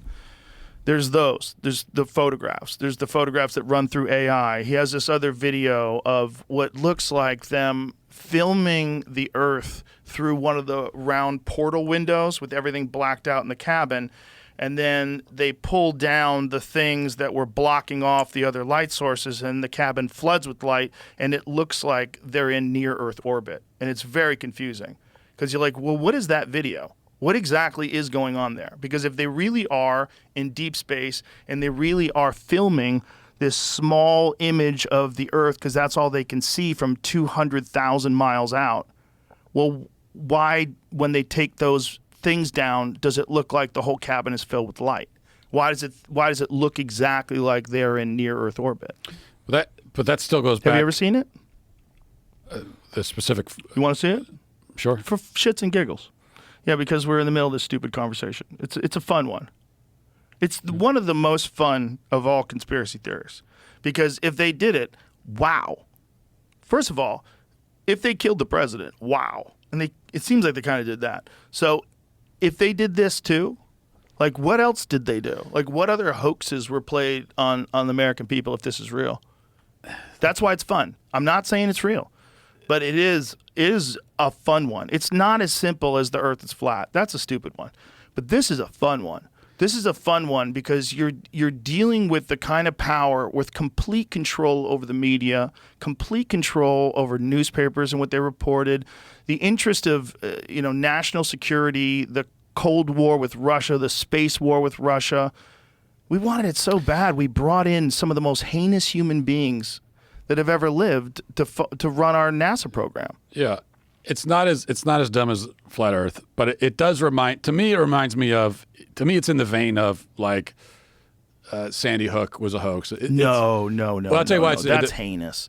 Not morally. Let me show you the video. Okay. Jamie, you got that? Funny thing happened on the way to the moon. I know, but I can't. Is he hiding it? I know it's available. Sure. I'm not even. I have to figure out exactly what the video is I'm looking for. Proof. I know, and I'm digging through. I pick a video, I try to find it. It's not in there. I have to find another video. It's not like. Okay, you'll I find know it. the exact name of the video. It takes a second. Okay, you'll find it. He'll find it once he does. Again, I'm not saying we didn't go. I'm saying this is a fun one and it's a weird one. There's a lot of weirdness to it. Isn't it similar? Okay, because a lot of this comes from. It's such an incredible feat that's so difficult to do that it's hard to believe anyone actually did it. Sure. Which I can understand that mentality. But the thing is, you can go back in history and you can look at, for the sake of discovery and exploration, you can look at what other men have done hundreds of years ago that arguably is more impressive than going to the moon. Like what? I mean, you name it. Like take any famous explorer from like the 1500s to the 1800s, and whether it's Magellan or James Cook or Christopher Columbus or any of them, what they were able to do navigating this vast ocean, going to play, having no modern technology at all, being able to go from where their starting point, hit some little tiny island somewhere, and then go around and navigating a world that they don't even know what it looks like. They have no maps. They have no GPS. They have nothing at all. I cannot conceive of how they could have ever done that. I don't know how in the world, not knowing what the world looks like, having no map, having no GPS, having no modern navigation whatsoever, how in the world could you possibly get on a ship launching out of France or Portugal or wherever and make it anywhere across the ocean? How could you? I don't know how you could do it. It's incredible. But it's incredible. But we know that it happened. Okay, it's incredible, but it doesn't compare because they do it now easily. So anybody can get in a ship right now and travel. You can get in a small boat that you have enough resources and you have enough gas and you can travel through these routes. You can do it. It took them hundreds of years, though. But you can do it right now. It's way easier to do now, right? So it's something that they did that's incredible, no doubt, no argument. But something that could be reproduced today easily. Or at least possibly. I wouldn't say easily. It's a task. But it also took centuries to get to the point where it could be easily But it got better right after each one did it because they had maps now. And then they also used their sextants, and they understood constellations in a way that most people don't today. And sextants are, if you actually use them correctly and you understand which way the tides go and which way the water currents are going, which way the flow is happening, they had a deep understanding of the currents of the earth. They knew travel lanes, and they knew which ways they could go with ships. So applying that to the open ocean, applying that to these continents they weren't even sure were there, it was very iffy, very dangerous, very courageous. But once they did it, then everybody else could do it easier. And then they started doing it better and better. And then people started coming to America, and then and now here we are. And now anybody can get in a boat. Anybody with enough resources can have a boat that can travel those routes. No one can just say, I want to go to the moon today and get their private moon craft and fucking shoot off into the atmosphere and land on the moon. So no one's done that since 1969. That's a recent occurrence in terms of like human history, but not technologically. The technology from 1969 is not even, it's like cave people shit compared to what we have today. So you really can't compare the courageous, amazing deeds of these early explorers, because what they did was absolutely fantastic. But they left a clear record of how to do it, and then each person improved upon it, and now it's easy to do. But it was still, I mean... The spacecraft travel is not. There's nothing like that. I would say 100 years from now, check perhaps, in. maybe. Christopher Columbus was 300 years before James Cook, I think. The technology they were using was not that different. It was pretty similar. It didn't progress that fast. Well, they had maps. They had maps, and they had sextants, and they had a detailed, at least crude understanding of the shape of certain continents. Like there's maps from the 1500s. There's maps from before that. There's plenty of maps that are rough estimates, and pretty good job actually. The cartographers back then were astonishingly good because it was so valuable to be good at that. Now this is the footage. So let's just watch this. So this is Neil Armstrong talking to Houston. So give me some volume. Another segment. All I don't think we can do that. Why is that? We're not watching the movie. All right. So let's do this. He and I will watch it with the sound on, and we'll tell everybody else to just go to the website or go to the YouTube video. So we don't get pulled off of YouTube. We'll watch it and we won't say anything, and then we'll after it's over, we'll come back. So play it, because I want them to hear it. air after review. That's enough. So what do you think about that footage? I mean, it's interesting. Yeah. I'm at a slight disadvantage because I'm going to assume that people have addressed some of those issues and have given responses to it. I'm going to assume. Like if I went to YouTube right now and looked up that video debunked, people have probably done I'm that. sure someone has. So I don't know what their response would be. So it's interesting. I just don't see it. So to me, I listen to that and I think, well, that's interesting. I'd look into that to figure out what. The first thing I'd want to know is, okay, here's your claim, the claim they're making. I need to know what is the official narrative, let's say. How do they respond to that? Because I know they do. Right. So I need to know that. Well, here's two problems with that video. One, the English accent. Those motherfuckers. If they want to sell you something on late night TV, they use an English accent because it makes someone look more intelligent, more sophisticated. The crescent insert. Why would they fake any of it? And then they got you with the music. The music is manipulative. So they're manipulating you in two ways. They're manipulating you with the woman's voice, and they're manipulating you with the music. The music. Wait, so you're saying they are manipulating you with the video? I'm saying they most certainly are manipulating you in that video. That video is not just the video. So what I would rather have is just the video and watch that.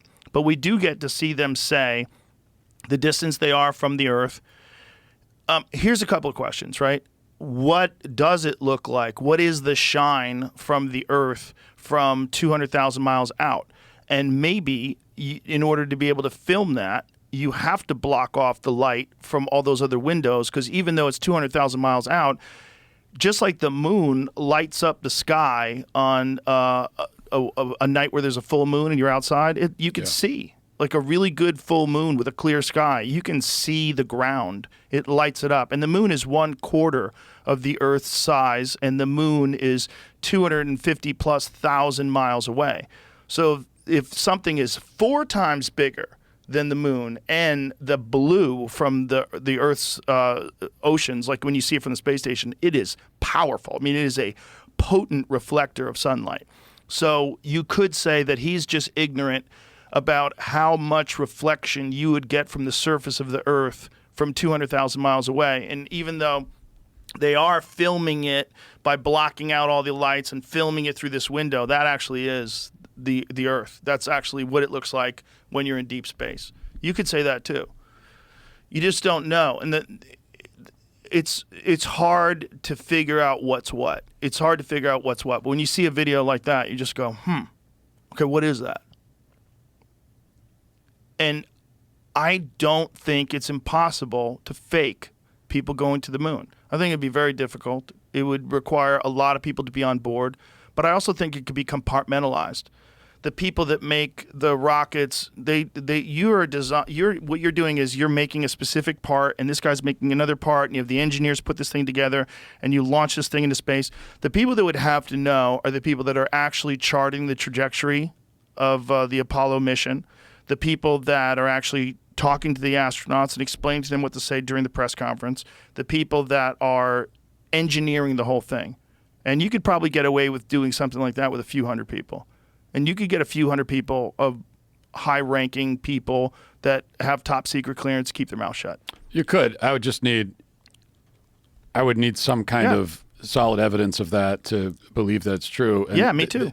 This, to me, there are some things that we call conspiracy theories that I think are, clearly true. There are some things that we call conspiracy theories that I think are maybe true. But there are conspiracy theories that, to me, are just that. They're not even theories, really. They're just kind of like fanciful, projections.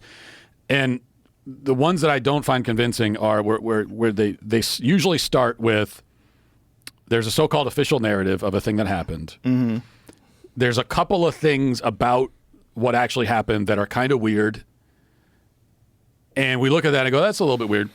And then the conspiracy theorists, in that case, they come in and they find these little tiny cracks, if you want to call it. And then inside the cracks, they shove this whole like Hollywood cinematic narrative that they have created to explain what's actually like a pretty tiny crack. You don't need this whole thing to explain that. So with the moon thing, I mean, one of the first sort of weird aspects of the moon landing that I think started kind of the conspiracy theories about it was the flag, the fact that the flag's moving in the picture. And so, yeah, it's like when you look at that, you don't really understand. You look at, well, that is weird because there's no wind on the moon.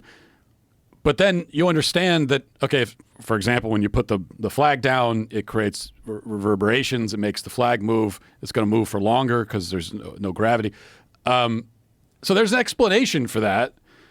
But if you're the conspiracy theorist, then you take the flag moving and you're like, nope, the whole thing is bunk. Have you ever seen the video footage of the astronaut hopping by the flag, and the breeze of him hopping by makes the flag wiggle? He doesn't touch the flag at all. The flag is completely stationary, and the astronaut hops by the flag, and as he hops by the flag wiggles. Okay, are we saying that wouldn't happen on the moon? No, it wouldn't. There's no air. Yeah, okay. I haven't seen that. We'll show it to you. It's weird.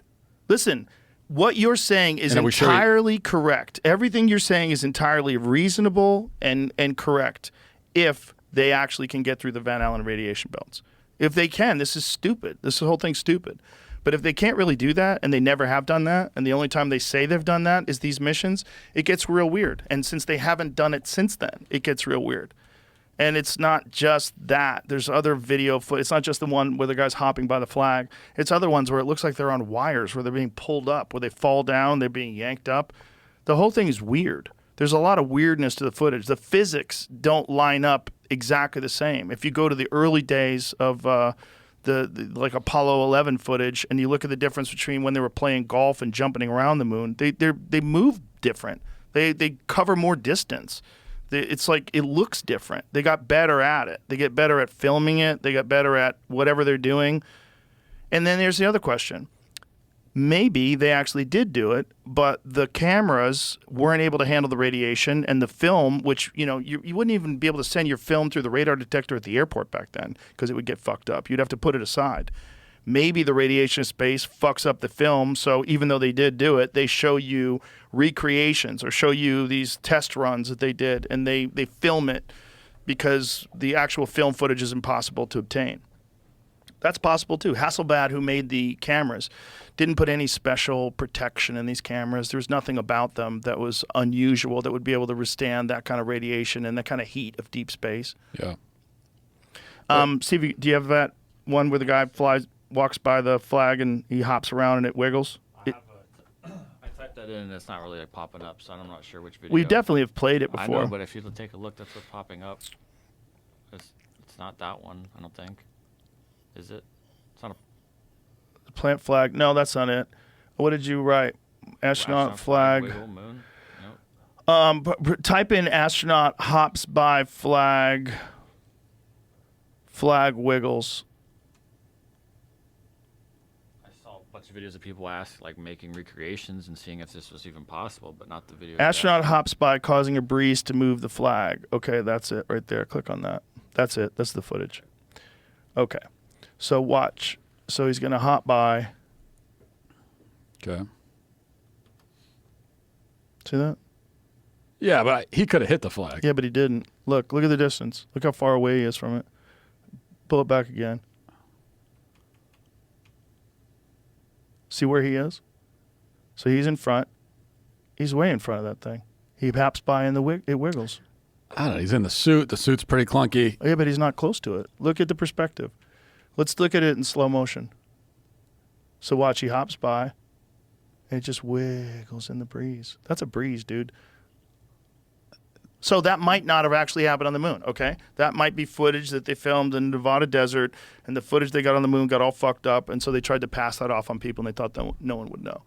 It doesn't necessarily mean we didn't go to the moon, but that does look weird. And it's just not, it's not one thing. If that was the only thing, you'd be like, oh, well, who knows?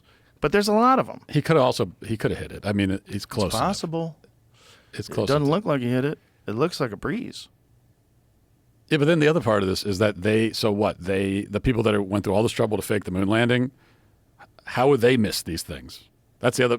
Well, I don't think they thought people would catch it. First of all, you're dealing with a time where there's no VHS tapes. There's no internet, right? So you show it on television once. You get to choose what gets shown and what doesn't get shown. You film a bunch of shit. That's how they got that footage of them inside the craft filming through that circular hole. Because they don't air everything on television, but you have archives. So you have all these archives, and these kooks go through the archives, and they find things like that. Okay, but that doesn't even mean that was actual moon footage. That could have been some of the training footage. I'll tell you what would convince me to, not that it's a fake, but at least would make me open to it. One thing that would shake my faith considerably in the moon landing, if Elon Musk were to come out and say, yeah, I don't know about this moon landing thing, then okay, fine. And I'm not saying this is my whole reason for believing it happened, but Elon Musk, first of all, if the moon landing was fake, he knows it was. He knows it was fake. Sure. He's the richest man in the world. He's shown zero concern for, propping up official narratives at all. Right. So he's a guy that would know if it's faked, there'd be no reason for him to continue that narrative if it was fake. In fact, he could even say, they faked it. I'm going to do it for real. I'll be the first one to go to the moon because they faked it. And he hasn't said that. So I also find that to be pretty compelling. The fact that he, as someone who would know, that's the other problem is that you and I and most people that talk about this, we have no direct access to knowledge about space. This is all being given to us by other people. So you got to go to people that are working with this stuff. Mm-hmm. And so the fact that he has no time for this theory at all, I also find to be persuasive. It's good. It is persuasive, definitely. But also, he has a contract with NASA, and he has to be very careful about what he says and does. And for him to say something incredibly insane, like we never went to the moon, even if he believes it, that would be a big risk with zero reward, because there's no way to prove, as you've said, there's no way to prove that we didn't go to the moon. And to say that we didn't go to the moon is a kook take. What the fuck is wrong with you? You can say stupid things like that when you're a comedian who's a podcast host, but if you have contracts with NASA and you run SpaceX and you are legitimately making some of the greatest breakthroughs in space travel that human beings have ever known, like what they're doing with those Falcons when they have them land, fucking insane. Come back and land. I mean, we've never been able to do that before, and it's all because of Elon. I mean, if he really is going to get people to Mars, something has got to be addressed eventually as to, if they do it and they pull it off and it's easy and comfortable, okay, we probably did it in 1969. If they go to the moon and there's no problem going through the Van Allen radiation belts with no particular insulation other than what the spaceship had, maybe. Yeah. They probably did it. Well, But I will it's- say, I don't even the moon landing hoax idea it's barely even a kook take anymore. I think it is, but you're probably in the majority with your take on it. And the last time I talked about this publicly, I got absolutely ripped to shreds. I mean, it felt like 99% against. And it's going to happen again in response to this conversation. 99% against you? Yeah. Against your take. So most people think that we didn't go to the moon. It seems... Maybe that's your followers, bro. I think if you get the overall internet, it would go the other way. The overall internet, most people would think you're a kook for even entertaining the idea that we never went to the moon. Maybe, but it seems like it's shifting drastically. And a lot of that is people just have lost all faith in our institutions, which I understand. Yes. So people are... I mean, that was kind of the point of your bit, that is, people are... Once you see that this is a lie, this is a lie, this is a lie. Yeah. Exactly. So that is happening. And I'm totally sympathetic to that part of it. But I just think that the moon landing is... There's a lot of good evidence for it. And also, this is an emotional argument. Yeah, it's an American thing. It's one of our greatest achievements as Americans. Sure. Like, you got to pry that from my cold dead hands. I mean, you got to really show me something to make me willing to give that up. I would tell you that one of our greatest achievements is faking the moon landing. I could be. I think it's an amazing achievement. It's akin to turning Kamala Harris into the most compelling presidential candidate since Barack Obama.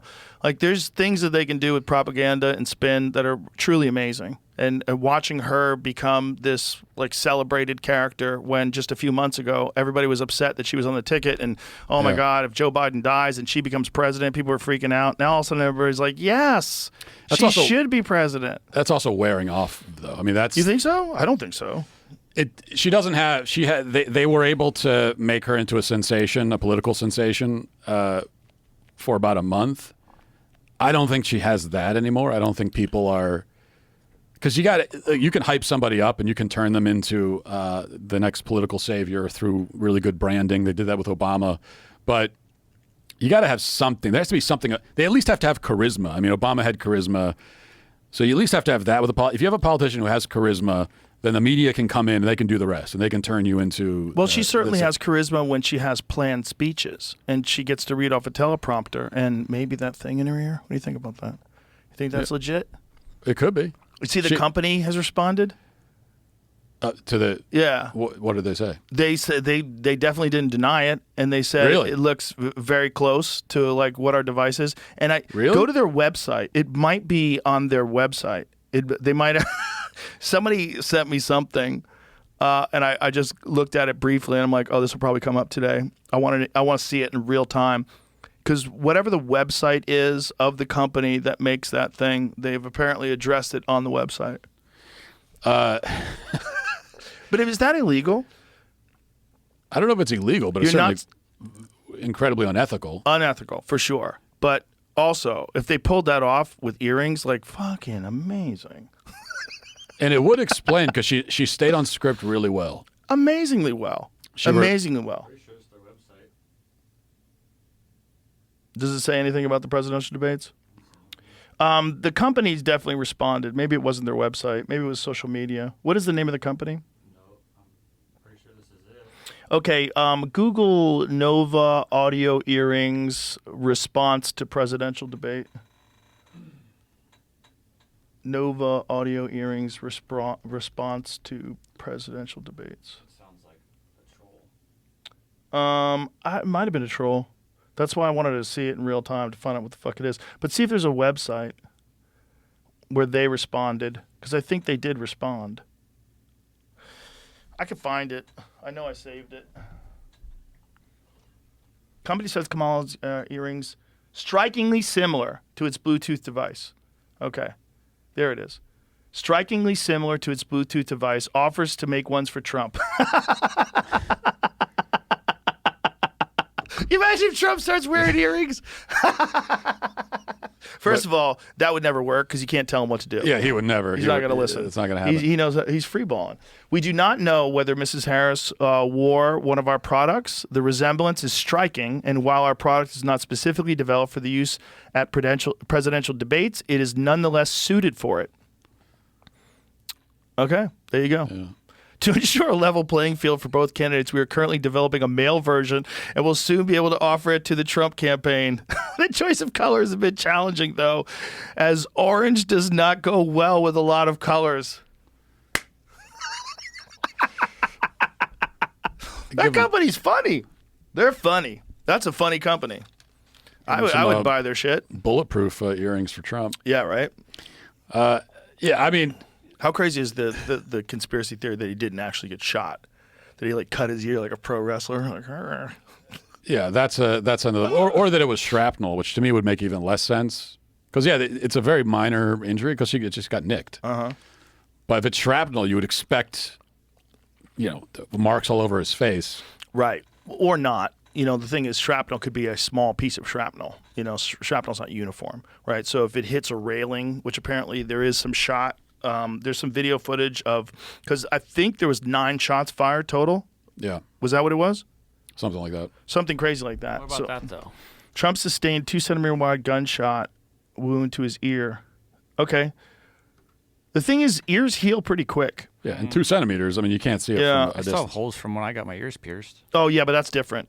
That's a hole. This is a scratch. Like ears, like I've gotten my ears fucked up a bunch of times from jiu-jitsu, and they heal pretty quick. It's foreheads heal quick, ears heal quick. Things around your mouth heal really quick. There's parts of your body that have a lot of blood vessels, and they heal pretty quick. He's old, which is odd for him not to have a scar, but it's not inconceivable that it could just scratch the surface and that would cause a lot of blood. Like if you get a forehead cuts are crazy. It just pours blood down your face. But if you get a cut like on your knee, it doesn't even drip, You have to have a real cut on your knee to be dribbling blood down your shin. The forehead is filled with blood vessels, as I think are the tips of the ears. So I think it would bleed a lot, and it might be a minor injury that bleeds a lot, and it could heal in a few days. Also, it wouldn't even if he didn't get hit with a bullet, which he did. But if he didn't, it doesn't make a difference. He still got shot at. Yeah. It doesn't change what happened. And people behind him, one guy died, and other people got grievously injured. Yeah. Like terribly injured to the point where it's going to affect them for the rest of their life. The more bizarre thing about the shooting is that it's only been 2 months since it happened, right? 2 months. Or not even 2 months. It's been like a month and a half. Mm-hmm. And we've moved on like it never happened. Like it never happened in 2 weeks. In 2 weeks, they stopped talking about it. It's had no political impact whatsoever. Nuts. He got no polling boost from it. Reagan got like 12 points briefly. Which just shows you the polls are full of shit. Probably, but yeah, full of shit. I mean, they are full of shit. But also, it would not shock me if, because we're so easily distracted, if people really did just forget and don't care a week later, 2 weeks later. Well, as long as it's not in the news, and it's not in the news, you don't care about it. Also, there was no press conference, so that's kind of crazy. There was no disclosure of all the information about this young man's prior history, what led him to this. They went to his apartment, and it was professionally scrubbed. There was no silverware in his place. There's also this bizarre thing where there's, how they get ad data, where you could track where phones have been? Yeah. This one phone was going from outside of the FBI office in Washington, D.C. to where this kid is multiple times. So how did this kid get these explosive devices? How did he get up on the roof? How did they not flag him? And you see a guy walking around with a rangefinder a half an hour before the event. That guy is going to jail. Like, what are you talking about? There's 2 reasons for a rangefinder. You're trying to shoot something, or you're using it for golf. Or if you're not playing golf, then you're trying to shoot something. That's the only other reason for a rangefinder. Yeah, and that was like 3 hours before. Yeah. They knew about that kid. They were aware that he was there. He somehow or another got on the roof with a rifle. The whole thing sucks. It stinks to high heaven. And then they cremate him. He's gone. They get his body. Someone snatches his body like 5 or 6 days after the event, and 10 days later he's cremated. The whole thing is nuts. Like, who is this kid? Why did he do this? Why did some 20-year-old kid take shots at the president? Yeah. Why didn't he have a scope? This is one where I'm totally open to conspiracy theories, only because there's not even like an official narrative for right. They basically told us nothing. So we're left to fill in the blanks. Not only that, think about how perfect it would have been for a plan to assassinate someone. If you do get this lone crazy kid, you give him whatever. I mean, there's been no toxicology examination of his body that's been released, right? So who knows what the fuck this kid's on. If you were going to try to convince someone to go shoot the former president, you'd probably dope him up with some crazy shit, right? And then that would be in his system, and then it would be like be able to trace, okay, how do you get this? Let's talk to all the people that are on his cell phone, all the people that are in his email. Let's investigate and find out where the fuck he got this stuff that he's on when he shoots at the president. You don't hear a peep out of that. So this guy, somehow or another, figures out how to get on the roof, take these shots, and then they kill him. Now, if he shot and hit Trump, if Trump didn't turn his head at that pivotal moment where they talk about it, and it's a headshot, Trump is dead, the world's in chaos, and this kid's dead seconds later. And then it's like that. Crazy kid who shoots the president, and that's it. And then, okay, now who's going to run as a Republican? And the world's in chaos. Yeah. It would have been a perfect plan if that kid just pulled it off. Yeah, I mean, and I can't. I think about when I do a college speech, we'll have a few security guys there, and there's no way if someone showed up with a rangefinder, they would not get in the building. Anyone that looks vaguely suspicious with any kind of bag is getting flagged. And I got we got 3 or 4 guys, and I'm just a guy. I'm like just a guy giving a speech at a college. That never would have happened. It could not have happened. They would have flagged, especially 3 hours ahead of time. So how does that happen with the president of the United States or former president? It's impossible to wrap your mind around. It's not like they've come up with some explanation where you could go, okay, well now I can see how that might have happened. Everything we've heard since then just makes you even more confused. No, it's insane. The whole story is insane, and the fact that it went away is even more insane. And the fact that there was a brief moment where even Biden was saying that we have to stop being so polarized and stop attacking each other and just try to help this country heal. And then, a week later, fuck that guy. That guy's a threat to democracy. But I also think part of it, the fact that America seems to have moved on is nuts. Mm-hmm. Part of it was it's a political mistake. A lot of it's the media. Of course, they have no interest in talking about it. Some of it goes to the Republican Party. I mean, you had the Republican convention, which was like 2 days later. So the timing is nuts. And even at the Republican convention, I just felt like the fact that this guy was almost killed 2 days ago should be like the centerpiece of this thing. I mean, you've got all the cameras on you for 4 days. And so everything you were planning for the convention should change now because of this. And it should take on an extra seriousness, and just the whole tone should change. Yeah. Because of this incredible historic event, fist up, fight, the whole thing.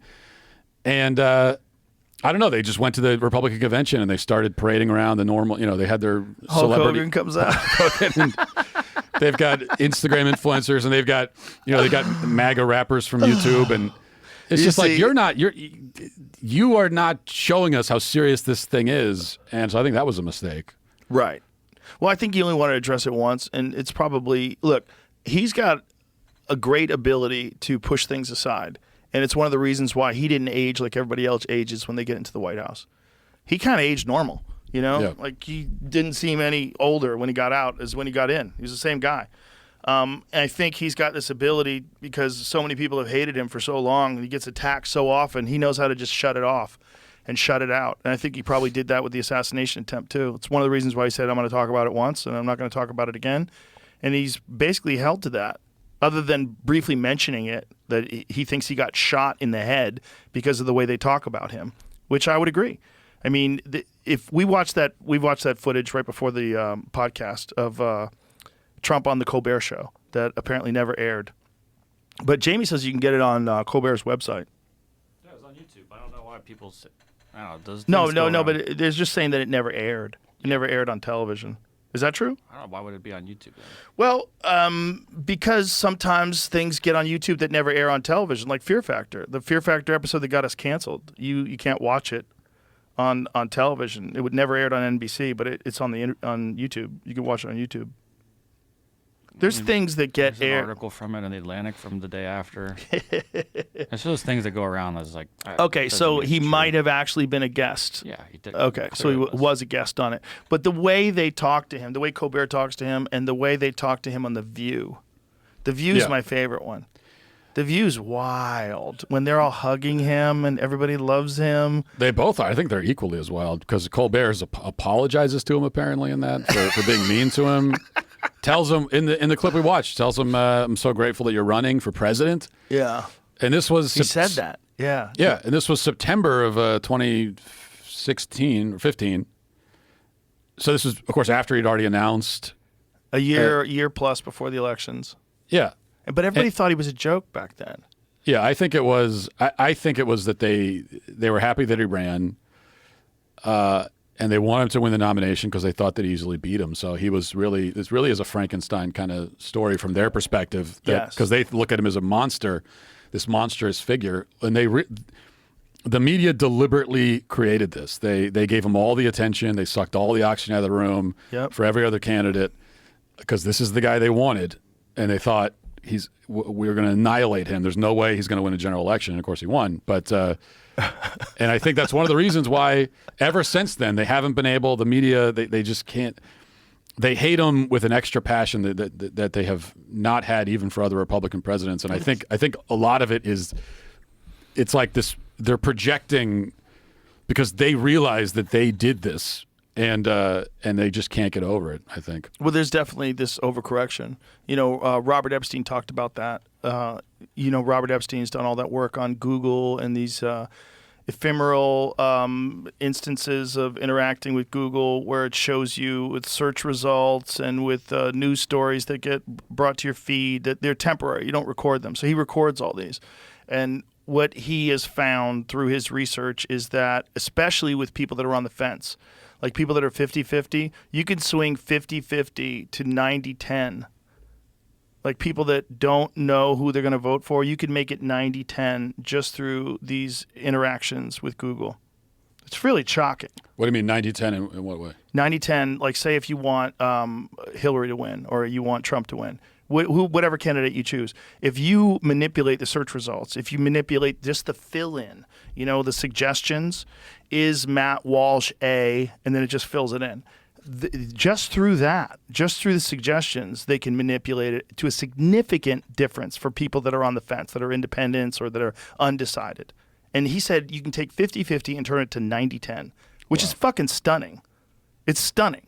Terrifying. It's terrifying and it's unregulated. And one of the things that happened was after Trump won in 2016, there was some sort of a meeting at Google where they were openly talking about this. And they were talking about we can't let this happen again, which is such a crazy thing to say, that we can't let the people decide who they want to be president again. If that is what they said, and let's find out what the actual quote was. And I could see how someone would say that if they worked at an insurance company and they're a diehard Democrat, blue no matter who, and they were like, we can't let this happen again. I could see how you say that if you're just an individual voter who doesn't really have an impact.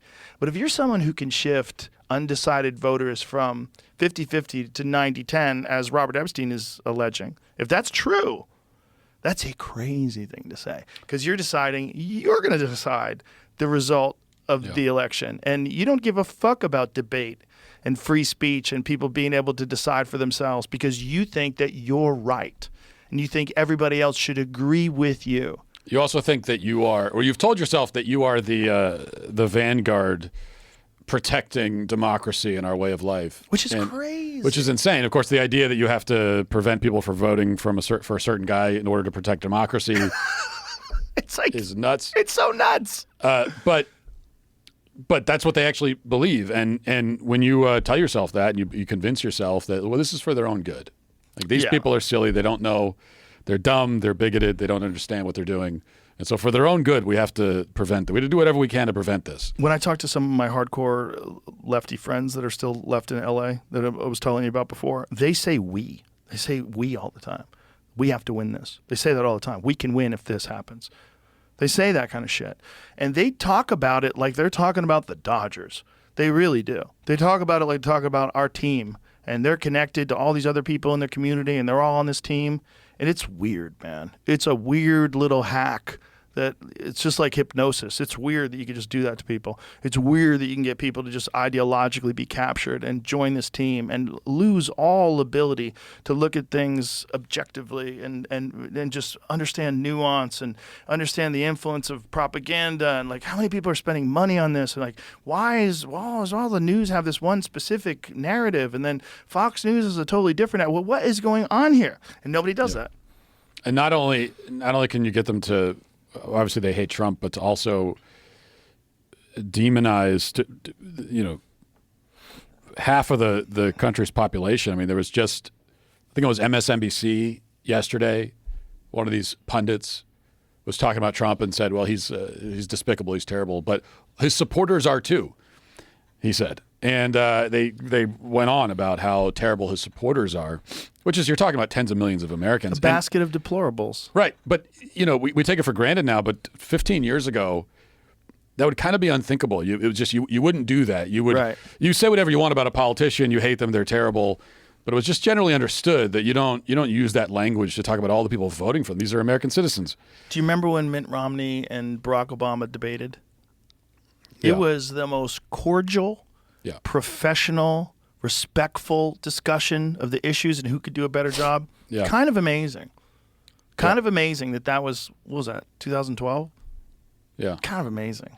And I don't mind, because you can go back farther in American history and you can find, like, back to the beginning, and they're in Congress, like, beating each other over the head with fireplace pokers and that sort of thing. And I don't, there's an argument to be made for that kind of, it certainly makes C-SPAN a lot more interesting. But that shows a certain passion for the issues, I suppose. Sure. But it's what we have now is different from that. It's much more. I mean, there've been multiple cases recently of congressional hearings where they start screaming at each other. Marjorie Taylor Greene, Marjorie Taylor AOC. Greene, and AOC, and who's the other one? Jasmine Crockett, I think. And it's like a Waffle House. It's like just no respect for each other, but also no dignity at all. Right. No class. No respect for the position. Right. Like, you can't be yelling out, "Oh, baby girl." Like, you're Exactly. a congresswoman. This is crazy. And they're making fun of each other's wigs. Google versus Trump. Leaked video reveals executives' negative reactions to Trump's 2016 election victory. So what is the actual quote? I didn't see the actual quote that we were trying to find. There were stuff said that they weren't happy, and then this was a confidential video that got released via Breitbart in 2016. So he's saying here, hold on. Sorry. He's saying here, most people are pretty upset and sad because of the election. Imagine that, most people. Like, how do you know? Like, myself as an immigrant and a refugee, I certainly find this election deeply offensive, and I know many of you do too. I think it's a very stressful time, and it conflicts with many of our values. So scroll up. What else does he say? He then added to, like, he hopes that there might be, I'm going to find where it was. It might have been right here. Yeah, less convinced. He said, I find many of the things Trump has done very offensive. I don't have very high hopes, but he could do anything. You have no idea. Maybe he will do something great. Who knows? Take a little bit of wishful thinking. So Google pushed back that there wasn't any bias discussed in the meeting. But Well, that's bias right there, saying that most of us are upset, right? For over 20 years, everyone at Google has been able to freely express their opinions at these meetings. Nothing was said at that meeting or any other meeting to suggest that any political biases ever influences the way we build or operate our products. So this is Google's official statement. So what else did he say, though? Because the thing that Robert was alleging that he was saying, we're going to make sure it doesn't happen again. Right, I couldn't find that quote. I watched a little bit of the video with closed captioning. Scroll back up so I could just read all those quotes there. Okay, it doesn't say it, though. Right. Someone else that they're giving a quote of, not him. I think a lot of us would agree that this election was particularly hard, he said. There was a lot of rhetoric. There was a lot of rhetoric. Yeah. Well, that's what elections are. One of the things that's always interesting to me is that they are so desperate to stop Trump, and they act like it's the future of the planet hangs in the balance. Meanwhile, they still own everything. I mean, they own all the institutions, Google, the federal government. So the truth is that Trump could get into office This happened last time. He was in office for 4 years. They act like it was the end of the world. Then he's out of office, and they basically reverse everything he did in like 2 seconds. A couple executive orders, whatever, and most of it never took hold anyway because the bureaucracy is entirely aligned against Trump. So that's the problem, is that even when Trump gets in there, he's handicapped in his ability to do anything because the entire federal government, he might be at the top of it, but everybody underneath him despises him, and they're all leftist. So and they could just reverse it the second that he leaves, and yet they still act like if he's in there that it's the end of the world. They still can't. You think they'd almost have an attitude? They're like, yeah, whatever, fine. Let him have it for 4 years. Yeah, it still won't matter because we're still going to be in charge of everything. Did you see the conversation where this woman was talking to someone from the from Trump's team, saying worried that he was going to weaponize the judicial system once he got into office, that if he got into office, he would weaponize the judicial system and go after his enemies. Oh, wow. And he says, like, what? Can't imagine. What are you saying? Are you, for you saying that and asking whether or not Trump would do that, you have to acknowledge the fact that that's absolutely happening to him right now. And then she tries to push back against it, and he does a brilliant job of explaining how she's incorrect. Hey, I'm going to find this, Jamie, because this is a good one. Unless you could find it, but it's kind of crazy, like to see this conversation take place, because you're just like, what? Like, how are you so blind to what's absolutely happening that you could even say that? I'm gonna find it. God damn it! It's so hard to find things that you save on these little social media platforms. See if you can find it, Jamie. From the debate? No, it was from a conversation between someone in the Trump administration, someone on his team, and I know I can find it if you just give me a second. That Trump is going to weaponize the... Yeah, that's her argument, is that Trump is going to weaponize the political system. And, you know, this guy's saying, how are you even saying that without admitting that that they're doing that right now to him? God damn it, I'm not going to find it. I don't know where I saved it. Sorry. Every time I type it in, all I see is stuff about Trump saying he would use... I know, but that's because of Google, and that's why what's-his-face is correct. God, I know I saved it. Shit. Of course, the funny thing is that he definitely will not do that. No, well, he didn't do that when he was in office. He could have done that to Hillary. And Right. He said he thought it would be a bad look. Yeah, he ran on lock her up and he didn't. I mean, that's the thing. They always... Their criticisms of Trump, one of the reasons they don't really land is that they're not hitting him in the places where, like, they don't even understand what his weaknesses actually are. They try to make him out to be some kind of dictator. That's the opposite. If anything, he has the opposite. If anything, he has the opposite flaw, that he's actually hesitant to wield power even in times when he should. So, you know, if anything, that should be the criticism, that you should use your power more. But he's probably the least dictatorial, presidential candidate we've ever had. Yeah, probably, when you think about what he actually did when he was in office. But that's why it gets weird. It's like, because they can say something and it can be not true, but yet enough people repeat it, and then it just becomes a narrative that everyone just... I mean, like... It's true that he's a convicted felon now, but is it true that it makes any sense? No. For you to say that he's a convicted felon, like, okay, right, but what did he do? Do you know what he did? What he did is a misdemeanor. Like, and it had lapsed the whatever the fuck it is where you statute of limitations. Thank you. So, and there's 34 counts for a bookkeeping. Right, but they don't know what he did. The people saying that, they don't know what he did. They don't care. Right, they don't care. So they just repeat that thing, that he's a convicted felon. I can't find this goddamn thing. It's driving me nuts. Because it was really interesting. I hate when I save something and I don't know where I put it, but I know I do. And the funny thing is, these are also people who otherwise would say that the court system is entirely corrupt, that just because you're a convicted felon, it really doesn't mean anything at all necessarily. Right. So, but in this case, they put a lot of stock in it. Well, it's just we're in the weirdest time where people are willing to believe bullshit. It's not as simple as being able to recognize bullshit. They recognize it, they have it right in front of them, and they're willing to believe it because it's more convenient to believe it. Yeah. All right, I can't find it. I'm giving up right now. Damn it. Well, they've said stuff like that for sure.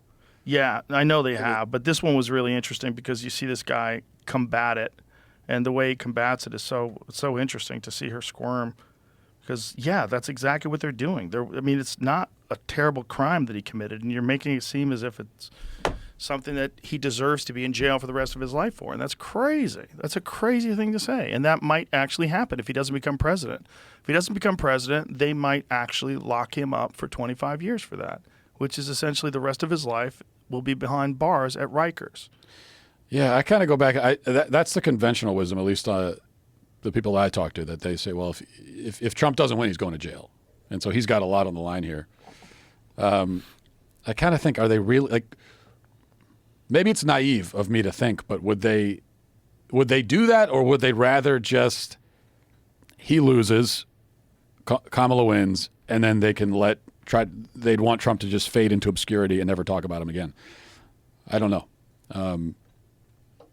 I would tend to think that would be that they'd prefer that, but probably not. I mean, yeah, you don't know. It's so hard to tell what people would or wouldn't do today.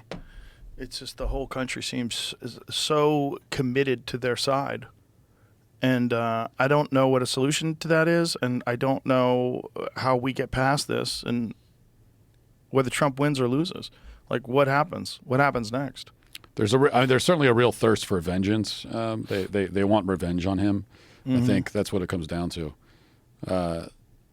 Whether it helps them politically or not, because I think that's the problem, is that if Kamala wins and then they really go after Trump and try to put him in jail, and if they actually do put him in jail, I don't see how it helps them politically. I think that's just going to radicalize people on the right even more than they already are. It will radicalize people on the right, but people and for on good the left, reason, by the way. I'm radicalized by it. Yeah, so it doesn't help them politically. But I think he has to pay the price for defying them for so many years. But if he does get in office, then it gets very interesting. Because then it's like, what can he do now? Like, how much different is his take on it now? Because one of the things that he said is the first time he got in, he didn't know anything about governing. He's like, I had to find people, and I picked some of the wrong people, but I know better now, and I could do a better job of it now, which kind of makes sense. Because if I wanted to talk to him, one of the things I would really want to ask is, what is it like? When you actually get in there, they don't think you're going to be in there, and now all of a sudden you're the actual president. Like, yeah. What is the resistance like? What are the communications like? What can you say about how you have these conversations with these people and how you govern, how you get things done?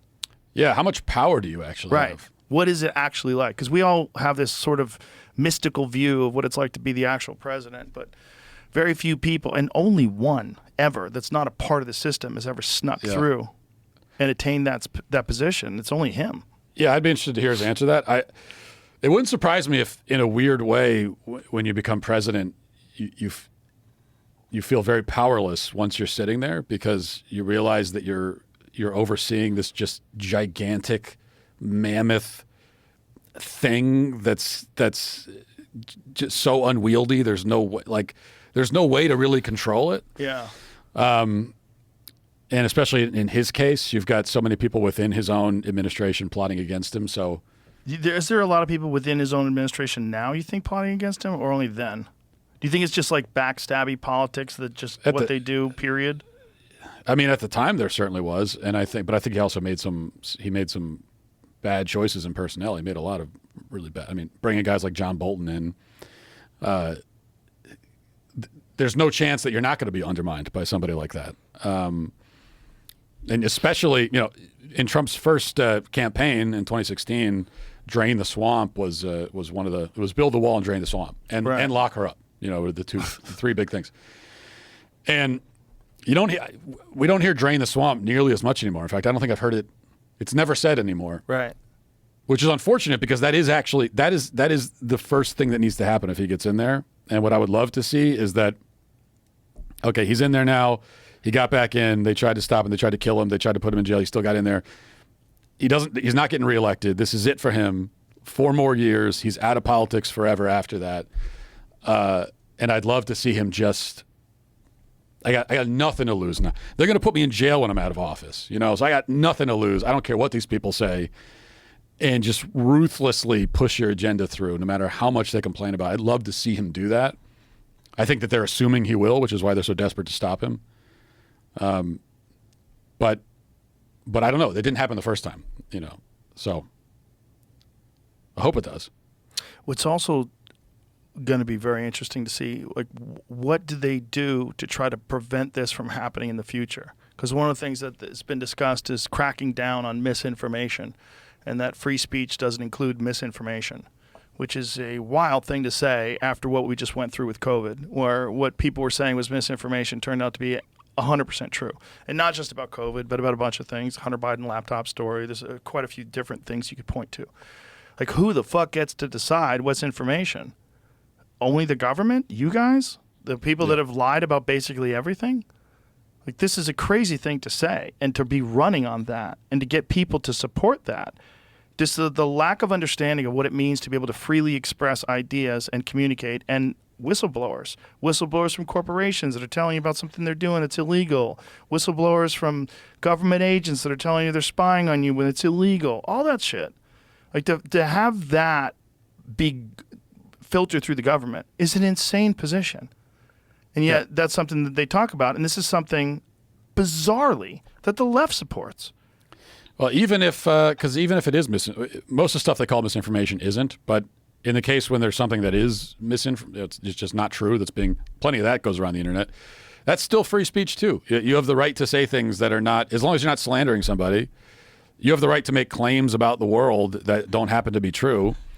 So the idea that doesn't qualify as free speech is, of course, absurd. And then that also requires some central authority to be the arbiter of what is true and what is not. Exactly. And it's like a childish view of truth and lies.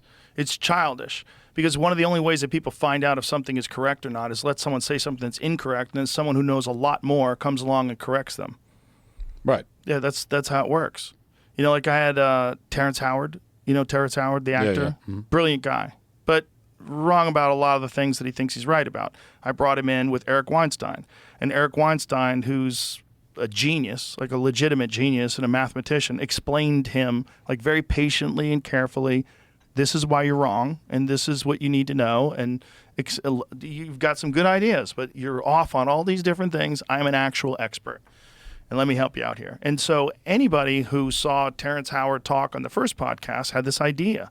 Like, oh, wow, maybe he's right about all these things.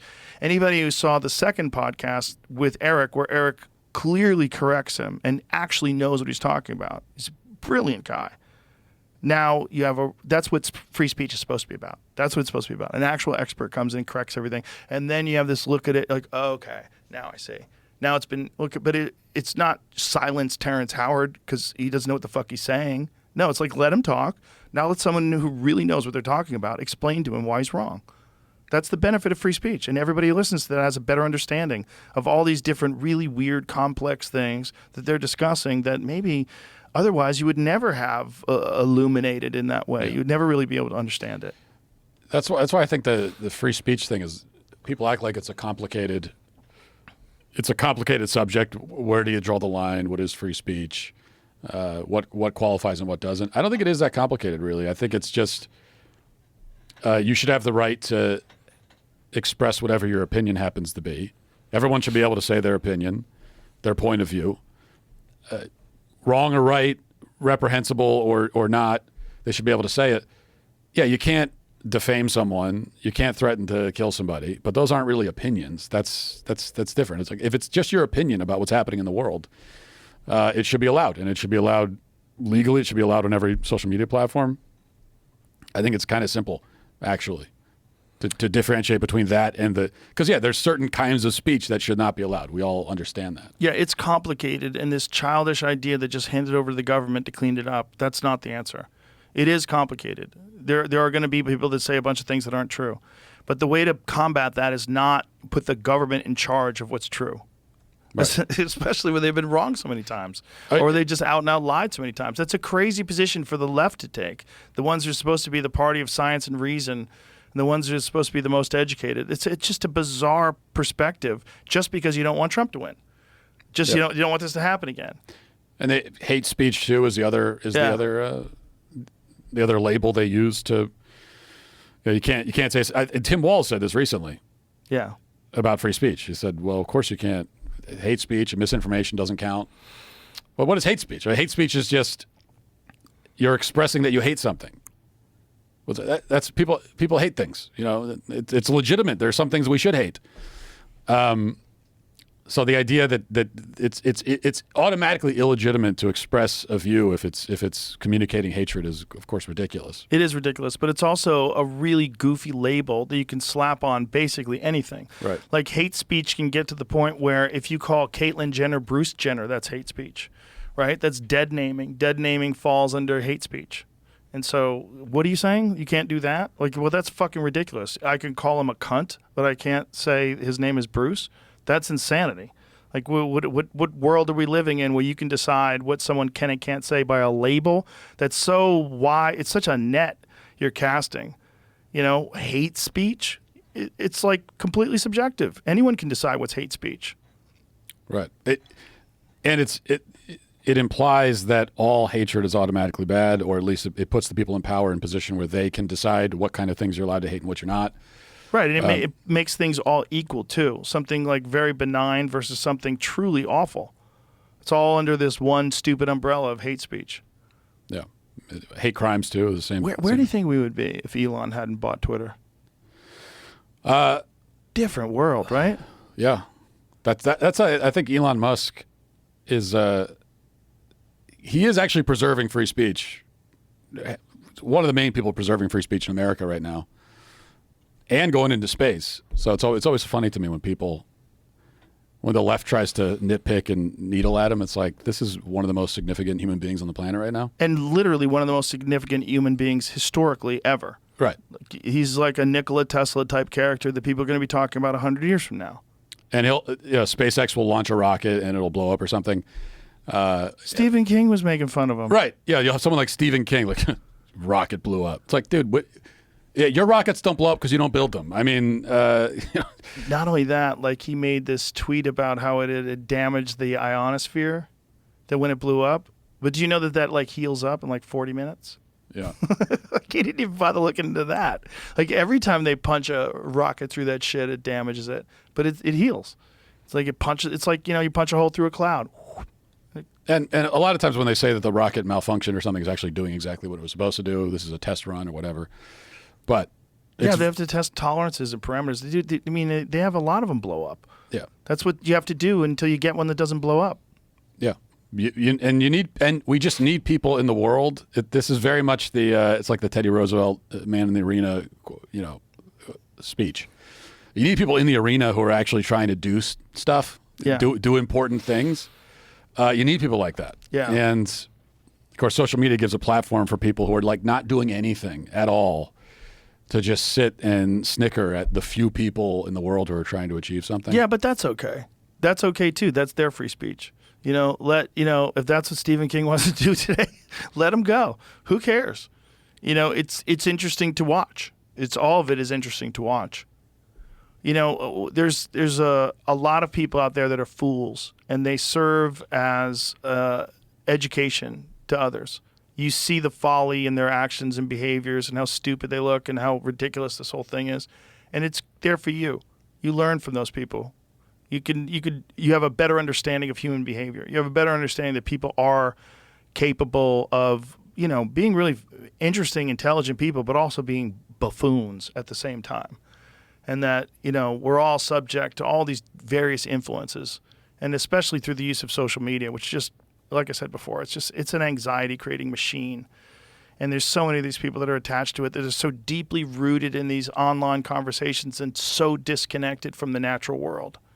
And it's odd. It's odd to watch, but they're there for you. They're there for an education, an understanding, a greater understanding of the weird nuances of human thinking. Because that's genuinely what this whole thing is all about. All the ideologies and all the left and the right, and the immigrants are great and immigrants are terrible and they're eating ducks. All of it is just human thinking, trying to figure out what's the correct and incorrect way that we all cohabitate, and what's the best way for all of us to sort of get along. Yeah, I mean that's the catch-22 with social media, because it could be, if you use it exactly the right way, it does give you access to all these human beings and the way that they're thinking about things, which can be quite enlightening. But most people don't use it the right way. And also, you have to use it the right way. And you can't. This is also why, in my opinion, my kids, none of my kids have smartphones or social media. They're going to get bullied. Well, they're not on social media, so they're going to get bullied by, how old are your kids? Our oldest are 11. That's young enough. They shouldn't have social media. Yeah, I agree with you there. But as they get into like the high school ages, I think it's a new world. We're navigating it. They should learn how to navigate it too. I think it is very addictive, but it also, there's people that know how to walk away from it and know how to self-regulate. And I think that's a valuable skill that I think everyone's going to have to learn.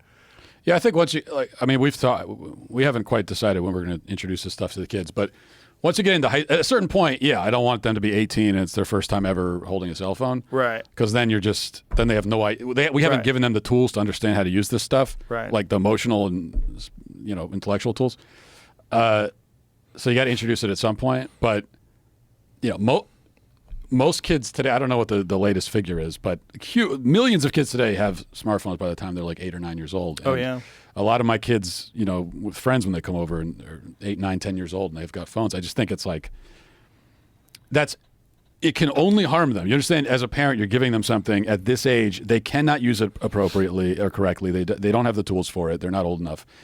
It cannot help them in their life. It can only harm them. It can only do damage to them. I think we're going to look at it 20, 30 years ago, 20, 30 years from now, the same way we look at people smoking. I think we're going to think, what were we doing giving kids those goddamn phones? What did we do? Like, what we don't even know what the kids of today who are on the internet, who are subject to the same sort of horrific images that you and I are talking about earlier, like, what is that doing to people long term? Like, I never got exposed to anything like that when I was 7. Like, how many kids are getting exposed to murder videos when they're 10 years old? Yeah. Probably quite a few. Pornography. Yeah. Oh, that's the craziest one, right? Because that was a hard thing to get. It was difficult. When I was a boy, we'd find magazines in the woods. You knew a guy who had a VHS tape. Oh, my God. It was crazy. No one can find it. Now, kids have it on their phones, and it's instantaneous. You have 5G on your phone. You can go to any porn site anytime you want.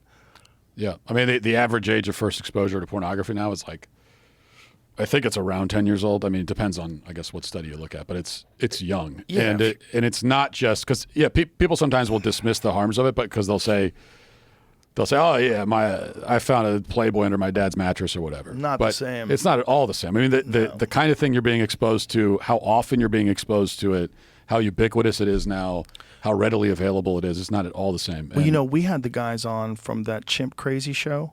That new show on HBO where the people have pet chimps? No. It's crazy. It's the same guys who did Tiger King. Oh. And it's amazing. It's on Max, what used to be HBO. And one of the things they said is the chimps get addicted to pornography. Really? Yeah. They get addicted to pornography, and they watch it all the time.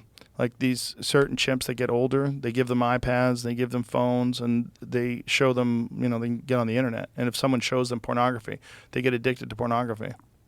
That's crazy. That's crazy. And they start sexualizing human beings.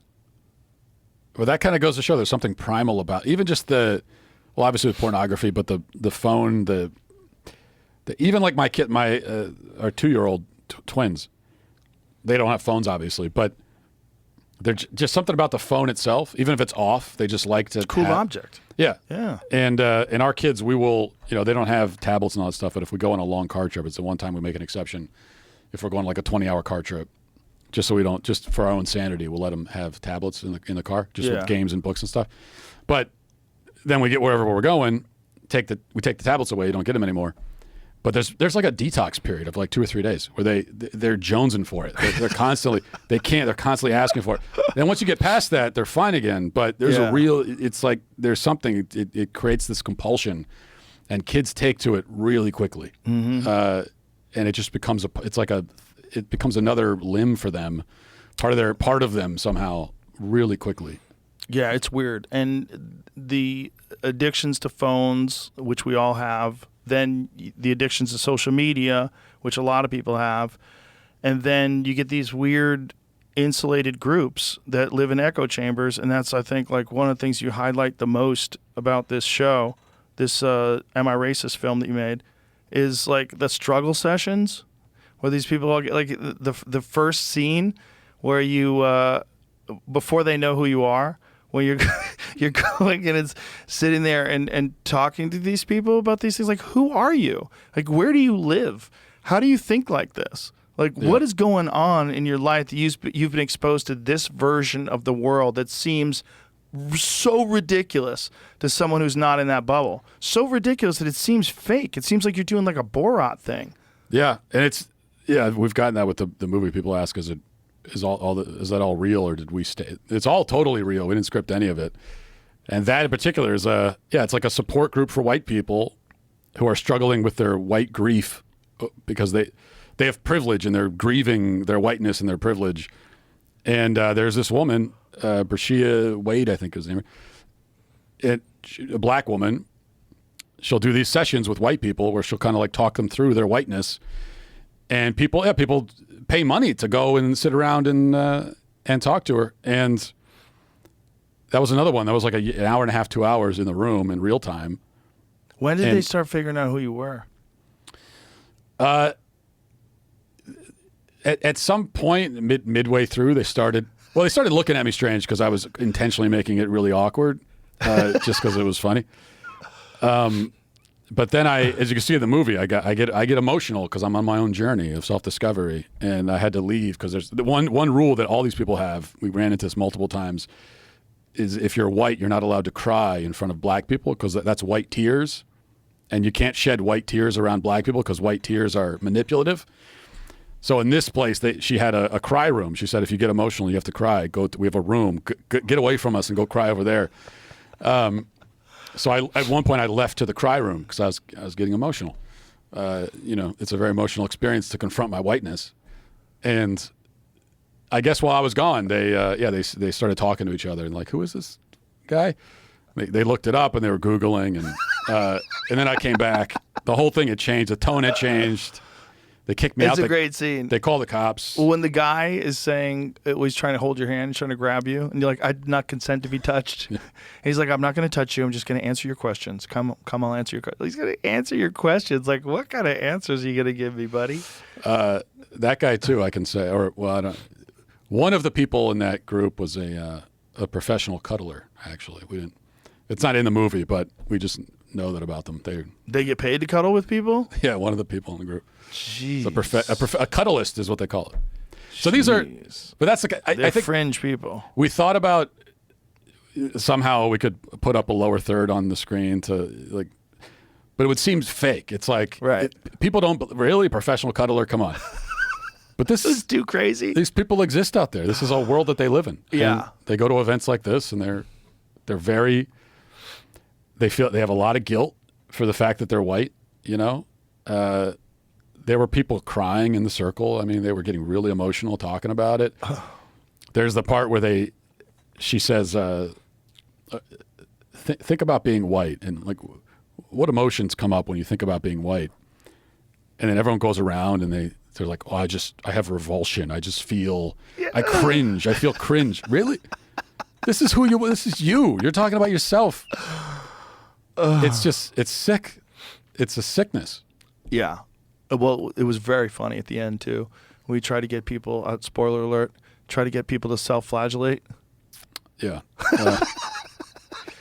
Well, and just a few people are like, that's it, I'm out. Like, slowly, you lost like a bunch of people over the course of it. I didn't think, we had that planned as our last exercise when we bring the whips out. And we debated, like, is anyone really going to take a whip? I didn't think anybody would. I thought that this would be because we needed an end for the scene, and so I thought I'd bring the whips out and everybody would leave. And so then that would be the end, and then that's our, because it's a narrative. We're trying to tell a story, so that would be the thing that shows me I've gone too far. But then they started taking the whips, and I'm like, I don't think I can actually have you beat yourself right now for like liability. I don't know if I can do that. So I was not expecting that. And Well, you lost a lot of people when you asked who's the most racist person in the room. Yeah. There was really the right before that. I mean, it's spoilers, I guess. But when I'm berating my my racist uncle, and well, I don't know. You got to watch it, but You got to watch it. yeah, that was for me the most making the movie. The most shocking thing to me that happened, that really took me back, was in that moment and the way they responded to it, which I was not expecting. And it's kind of dark. Yeah, they got aggressive with him. Yeah. Yeah. It's a great movie, man. And it's just like What is a Woman, in sort of the same vein of just, it almost feels like satire, but you realize it's not. It's just ridiculous.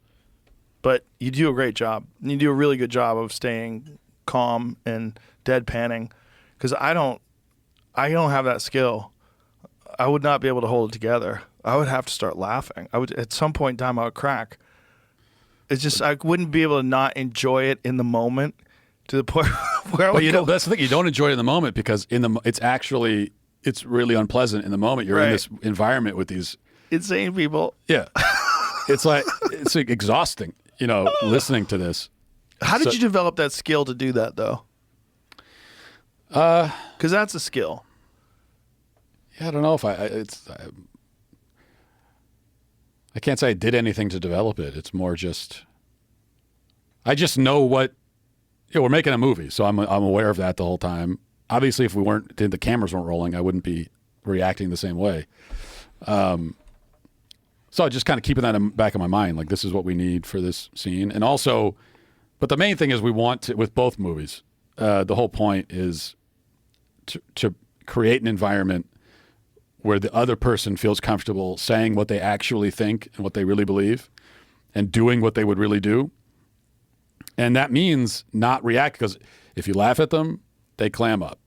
If you argue with them, if you show any real skepticism, they clam up. They're not going to tell you what they really believe. And then it's a boring movie because all you're getting are the talking points. And that's especially the case we found in this. That was the case with What is a Woman. We're talking to the trans activists, but in this, when you're talking to the race hustlers, they've been doing it for a lot longer. The race hustle's been around a lot longer than the trans hustle.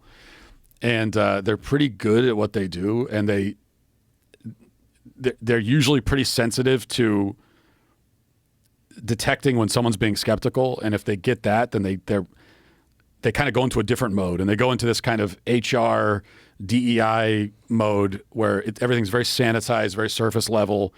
They're not going to tell you this stuff about how, all white people are inherently racist and all. They're not going to get into the really brutal, terrible racist stuff.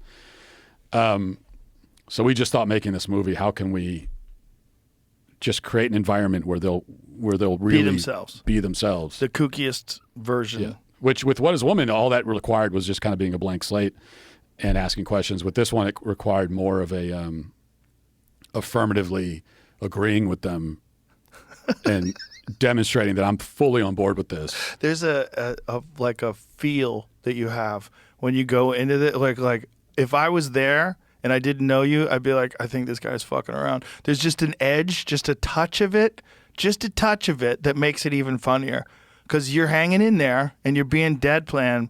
But there's some moments where, like, one of my favorite moments was you asked Robin DiAngelo what mansplaining was. And then when she gave you a definition and you mansplained her, you corrected her. And she didn't even pick up with what you just did. Yeah. I was proud of that. It's very subtle. I was stretching when I was watching that, just laughing really loud. Because it was like, you just did. Oh, my God. She did. But the thing is, she did kind of. And I think you can see it on camera. In the room, I could tell she was kind of like. What did you just do? Yeah, she was trying to figure out in her head. I think she was trying to sort through it. Like, is this? But I think she just couldn't. She couldn't. The possibility that she was in the room with someone who doesn't already agree with her about everything, it's like unthinkable to her. She couldn't fathom it. That was probably the first time in like 20 years that she'd been in a room with someone who doesn't agree with her on everything. Has she responded to the movie at all? No, she took down her Twitter page. So most of the people in the movie have taken down their Twitter pages, deleted them. So they're kind of they're going into a bubble somewhere. I mean, the truth is, there's not a lot they can say because, listen, if we deceptively edited it, if we pulled any trick like that, they'd happily come out and say that. But they know that we didn't. Everything that's in there is what they said. We didn't change anything. It's all real, and they know that. So what can they say? And especially in Robin DiAngelo's case, you know, she it goes in a direction. She's willing to do some things that are quite embarrassing for her. But you know, we didn't put a gun to her head. We didn't force her. Right. So what can she say? Well, listen, man, congratulations. It's really funny. It's great. Thank you. And I think it's a great way to expose how ridiculous some of this shit is. You can expose it by being angry and yelling and arguing with people on Twitter, but to do it the way you did it and just make it a hilarious hour-and-a-half movie is really good. So kudos. Thank you, man. Appreciate Congratulations. All right. Tell everybody where they can see it. It's on dailywire.com. it. Actually, it's in theaters. Oh, it's in theaters. It's in theaters right Oh, now. nice. Yeah. Nice. You can get tickets at mracist.com. Nice. So Nice. we're trying to get it out to make it available to whoever wants to see it. It's very funny, folks. All right. Thank you, Matt. Appreciate it. Thank you. Bye, everybody.